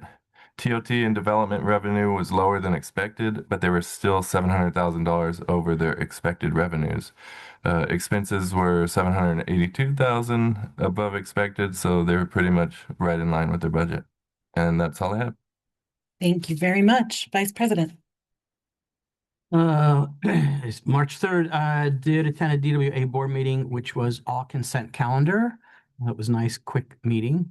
On the 4th, I also did the CSDA SB 827 fiscal financial training, and not to bore everybody with repeats, but what I wrote is didn't provide any information we're not aware of, but it is a biannual requirement now.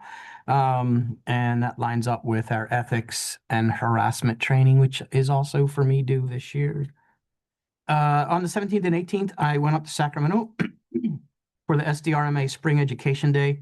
They had a variety of topics. I know Director Meyerhoffen did the financial track. I did risk management, which is about Cal OSHA safety requirements and how to mitigate and manage risk. If you are a member of SDRMA and you have employees that attend that, you actually get credits, which will help reduce your workers' comp costs. So something to think about. And then March 24th and 25th was the MSWD legislative trip in DC. We had meetings with Carpy and Clay, which is our government relations people, with the Aqua Washington DC office, meetings at the Army Corps of Engineers, and also with staff from Senator Schiff's office, Senator Padilla's office, Representative Raul Ruiz, and House Appropriations Subcommittee, all in the attempt to get more money to continue our septic to sewer conversion. That was my month. Thank you very much. All right. For my month, on the 4th, I attended also the mandatory SB 827 CSA training webinar. I won't go into details on that. On the 6th, I attended an Aqua State Legislation Committee. The Committee of Aqua moved forward with a watch position on AB 2125. They favored SB 1085, and SB 1001 was favored if amended. This bill was sent to a working group. I don't want to bore my board members with complaining about this particular bill anymore, but it bothers me that our state tries to fix problems by creating more law instead of educating and working with departments that already exist. It's very frustrating to me, but irregardless, they did amend it to make it a voluntary participation program. They still can't tell us how much it will cost, and it still may affect our ability to be a first responder. So watch and see on that one. They also favored, if amended, SB 1139. They opposed SB 2630, SB 1417, and AB 2218 were also opposed unless amended. And SB 72 received an additional $1 million, so that fund is now up to $34 million. And a work group has been established to discuss the 3 separate bills by 3 separate legislators regarding the golden mussel issue and how they're going to mitigate that in the future. And then also they provided us with an update from DWR that the goal of State Water this year is to conclude on their rulings of PFAS and a couple other MCL drinking water contaminant levels as well. So our work on those are probably not over. On the 24th and 25th, I also attended the legislative DC visits. I won't repeat what was already said. It was nice to have Congressman Ruiz actually join us in person. The one thing I will say, this was my first time, and I want to thank my predecessor and vice president and all of the members who've done this multiple times in the past. The only way I can really describe how this felt was all those TV shows you see on TV for the dating game, where you like stand in line and you have 5 minutes to try and convince the person to pick you. Literally, talking to your representatives is like the dating game, where you've got 15 minutes to sell them on why you are more important than your neighbor. I loved telling our story. We have such a great story to tell, but I hate begging for money when we should be getting it anyway. So that part was hard for me and very stressful to carry that weight. So thank you to all of you who have done that in the past and continued to guide me through that process. On the 25th, I attended the San Gorgonio Pass Regional Water Alliance meeting. We had a lot of reports on their continued infrastructure projects, much like us here, constant, especially after COVID, we're all kind of getting back into that routine of getting all the work done that was on pause for a little while. We also had a report from the Morongo tribe. They are about to complete a very large sewer and infrastructure project there, including a new reservoir to serve both their school as well as a new hotel and expansion to the casino there. And so they were very excited to reporting the success of that connection. Beaumont Cherry Valley through Cabazon also had several different projects underway, and they completed the installation of the last of, I believe, 8 helihydrants, which have proven to be very successful in the pass area for fighting those fires. So we're grateful to have those additional resources. On the 26th, I also attended the Aqua State Legislative Committee Region 9 conference call, where we reviewed more bills. I cannot tell you how active our state legislation is. It's like they're in a rush to do all the work they should have done for the last 2 years. But we reviewed just about as many as we already had. I don't want to continue about how frustrated I am about SB 1001, but a large amount of the time was spent discussing this first responders bill. And all of our Region 9 members, with the exception of one, had the same position as we here at MSWD, that this isn't a problem for us. You're going to make it a problem. Please don't do this. And they're moving forward with a approval on it anyway. On the 27th, I also attended the Riverside County Senior Inspiration Awards luncheon with Director Martin. It was a lovely event, and I just want to give a shout out to and an extra congratulations to Mr. Coward, not only for his military service, but for being a fixture in our community at our senior center and being an example to all of us on how to create the community in which we want to live. And so thank you, Mr. Coward, for all that you have done for our community. And with that, that concludes my month. General Manager's report, please. Thank you, President Duff. First, I would like to ask Skylar Aubrey, our accounting manager, to come up and provide some updates on our financial report. Skylar? Thank you, General Manager Macy. All right, so our operating revenues year to date through February 28th were 28.5 million as opposed to the 14.6 million budget. The reason why we are so far above budget is we have 14.3 million in industrial pre-treatment compliance fees, which may be negotiated down in the future. On the operating expense side, we had a total of 14.6 million as opposed to a budget of 18.7 due to lower electric costs, depreciation, outside services, materials, and legal costs than expected.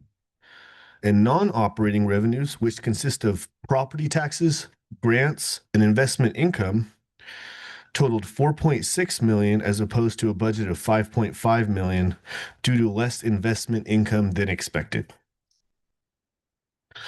Non-operating expense, which includes interest expense on long-term debt, totaled 398,000 to a budget of 712,000. We are below budget due to our early payoff of the Wells Fargo line of credit.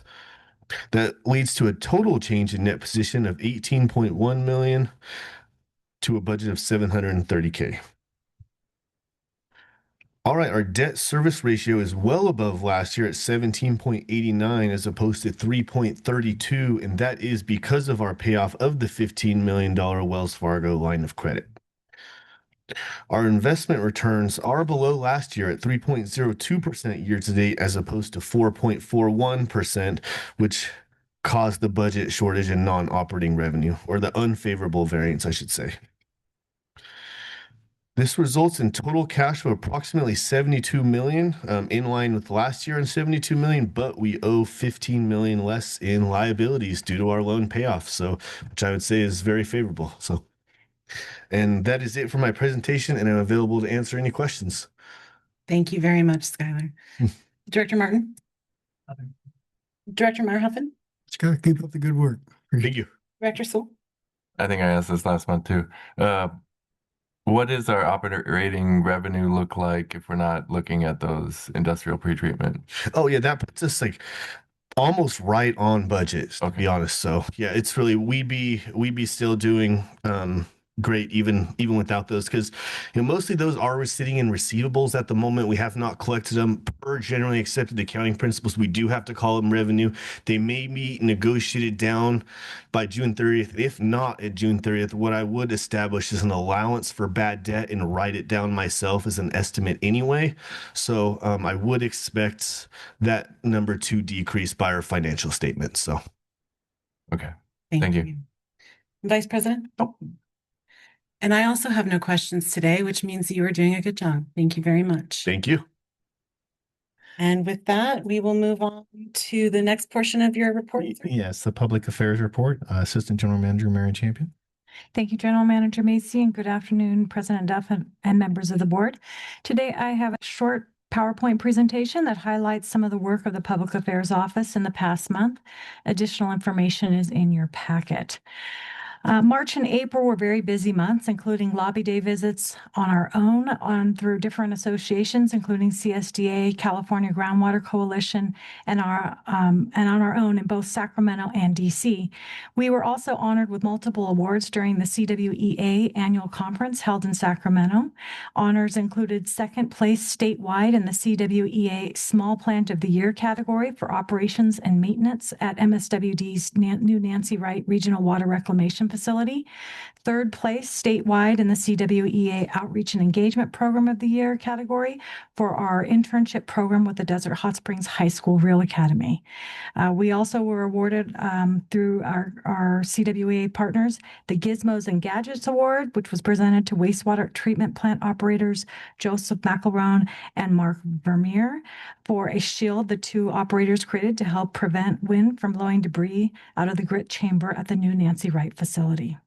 MSWD also participated in several local events, including the county's Senior Inspiration Awards, the Desert Hot Springs Women's Club monthly meetings, multiple DVBA events, as well as the local Coachella Valley Local Government Vendor Fair, where our very own contracts analyst, Amanda Lucas, along with Public Affairs Specialist April Scott and fellow Tyra Harris, met with potential vendors and walked them through the registration and public procurement procedures of the district.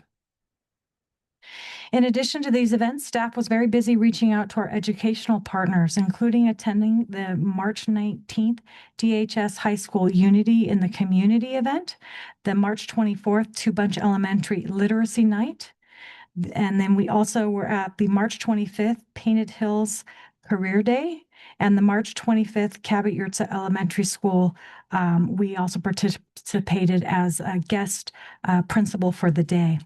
On March 26th, that was on March 26th. On March 25th, we were at Cabot Yurtsa to help kids with career path testimonies, both from April Scott and also from our construction and maintenance staff. I would also be remiss if I didn't take a moment to highlight April Scott, who was honored by the DHS Rotary Club last week as MSWD Person of the Year. April's approach to public affairs and communication is very unique perspective and is grounded in operational knowledge and centered on customer experience. She's passionate about transparent communication, impactful engagement, and programs that deliver real value to the communities we serve. In addition to April, the Rotary honored several other members of our community for their service. It was a very memorable evening for everyone in attendance. Looking to the rest of the month, April and May are rapidly coming to a close. On April 25th, MSWD, in partnership with the Desert Hot Springs High School Real Academy, will be proud to support Cabot's Pueblo Museum's annual Earth Day celebration on Saturday, April 25th from 10 a.m. to 3 p.m. This family-friendly event is free and open to the public, and thanks to the generosity of Mission Springs, community members are invited to enjoy a day filled with engaging hands-on activities, celebrating water, desert plants, arts, nature, and environmental stewardship. Attendees will also have the opportunity to learn about MSWD's award-winning drinking water and also explore information from the Desert Hot Springs High School Real Academy as they view the 3D watershed model that this year's students have created. MSWD will also be participating in a special sponsorship capacity at the CV Can Golf Tournament on May 1st. We will once again be hosting the watering hole, where we'll be able to share some of our award-winning water and promote protection of our aquifer. Other notable events include this Coachella Valley Economic Summit on April 30th and the Aqua Annual Conference slated for the first week of May. For more information on any of these events or to RSVP, please reach out directly to Dory Petit. We've had a couple of special editorials this past month, including a special feature in the CSDA magazine, which highlighted MSWD's efforts to move up to the platinum status in our District of Distinction honors. We also have had stories run in both El Informador in Spanish and the Yukon Report, highlighting our local Fix a Leak challenge. Speaking of the Fix a Leak challenge, Fix a Leak was March 16th through 22nd, which we used to help kick off our Fix a Leak challenge that I just mentioned. This will run throughout the April and also into May, and it's also included in our April bill stuffer with a one sheet that talks about the challenge both in English and Spanish. And we're also continuing to promote this through paid digital advertising on our social media feeds. We are encouraging residents to consider fixing leaks before the summer demands set in, so residents can save money during a time that usage typically increases due to the summer heat.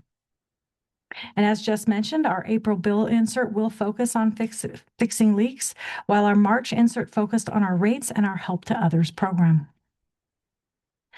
We have a new water efficiency rebate that we're preparing to roll out to our customers. A high efficiency irrigation nozzle rebate program is proposed for our outdoor water conservation initiated by MSWD to design permanent device-based irrigation savings by incentivizing customers to replace traditional spray nozzles with high-efficiency rotary nozzles and fixed bubblers.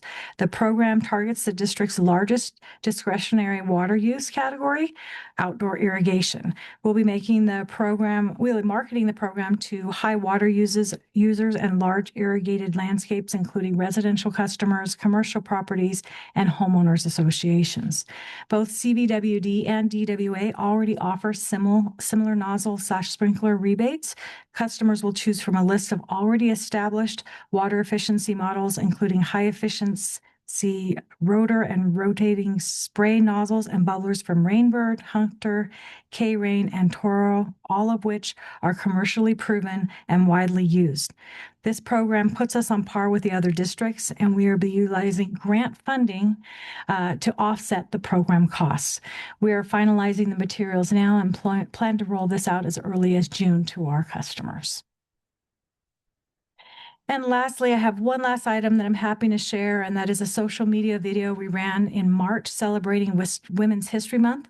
The fun social media campaign garnered many likes and hearts as it celebrated the women who play a role in the district. It's a short video, but its impact is great, just like the women showcased in the video.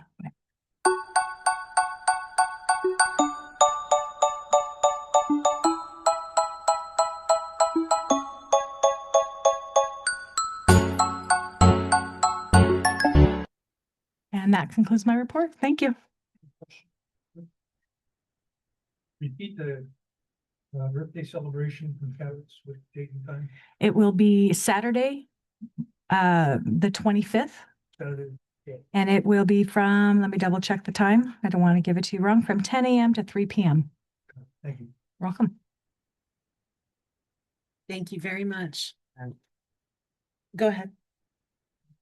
Why didn't you ask me for some of my women in water pictures? I'm sorry, it slipped my mind. Oh, no, I have some great pictures. Any comments or questions from you, Director Meyerhoff? No, no.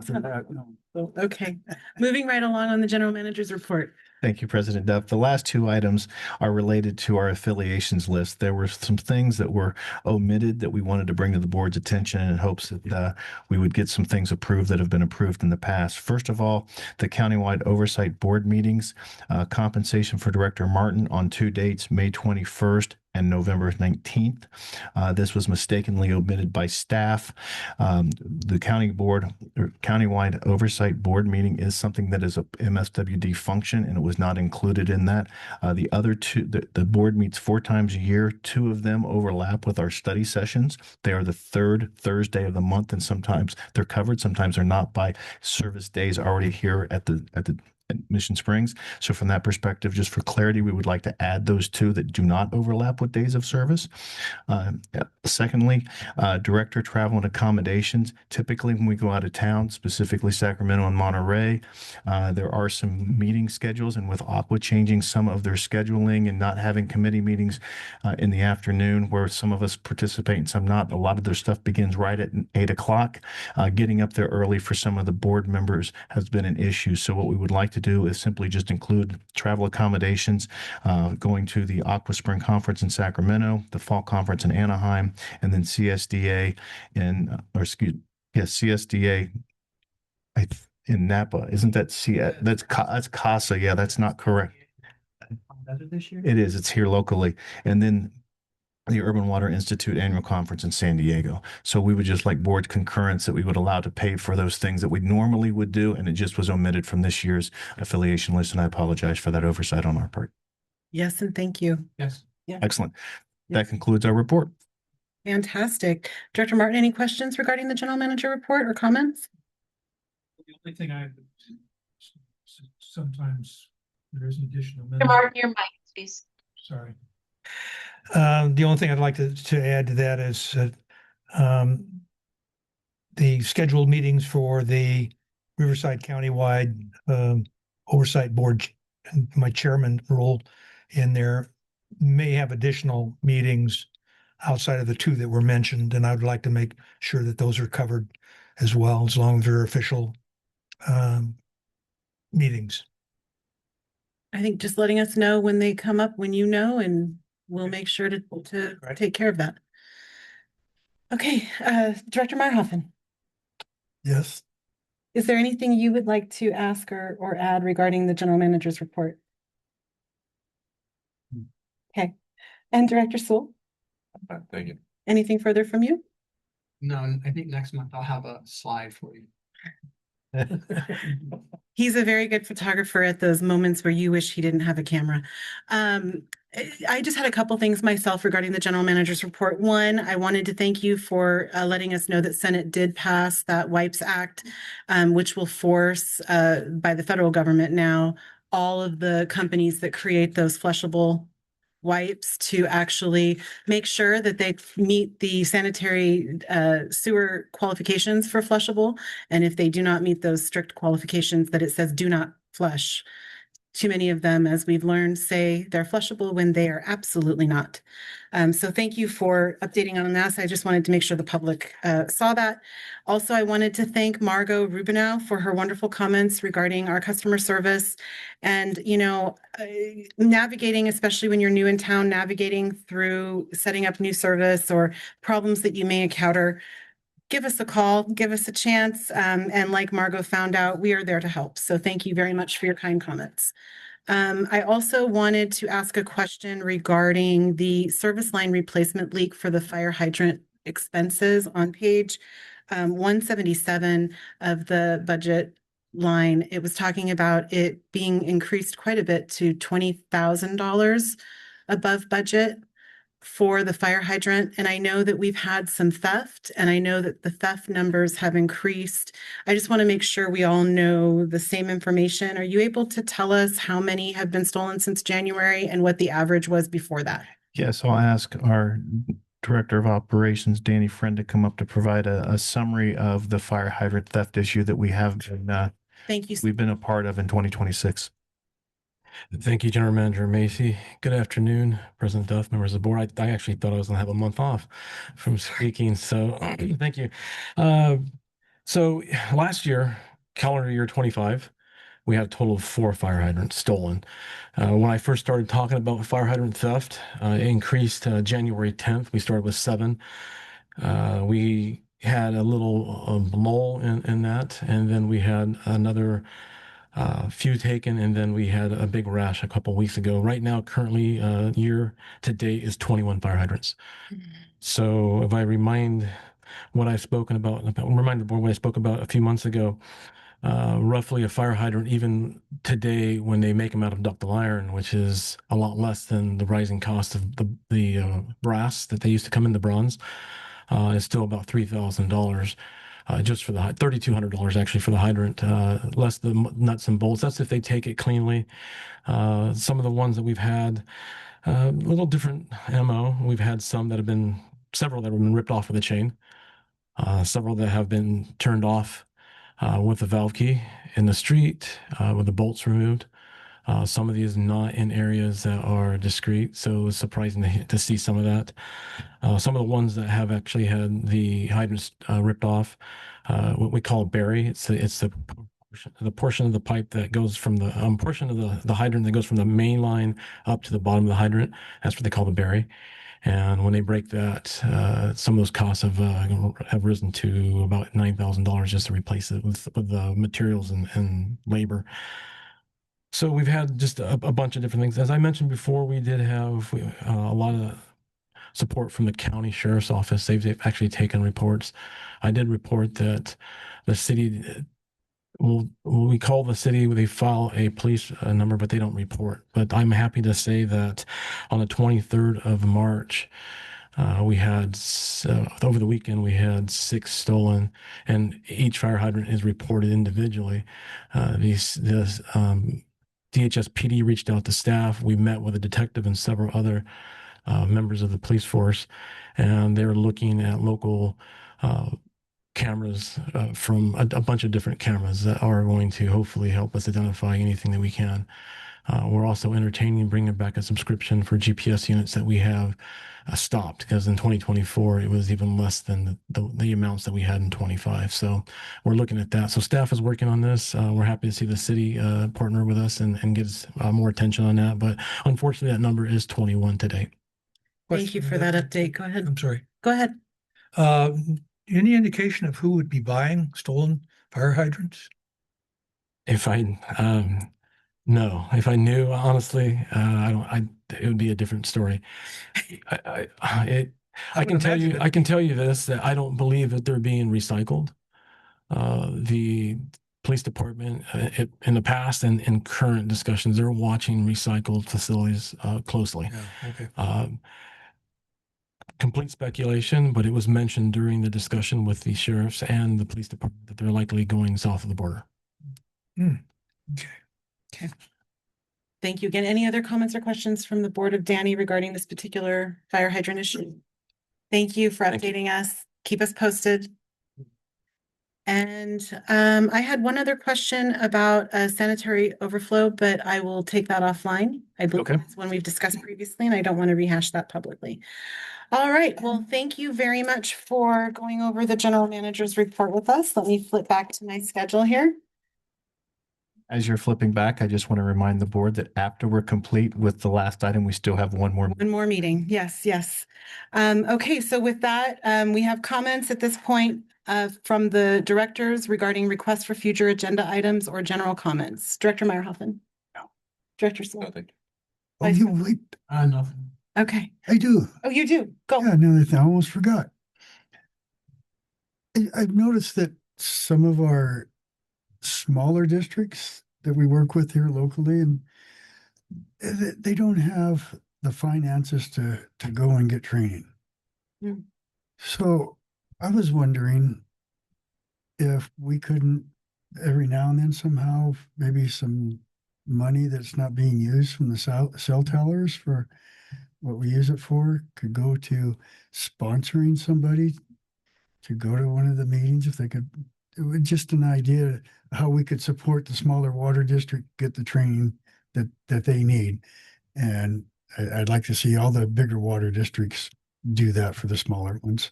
So it's just something to think about there. I will bring that up actually at the membership committee for Aqua.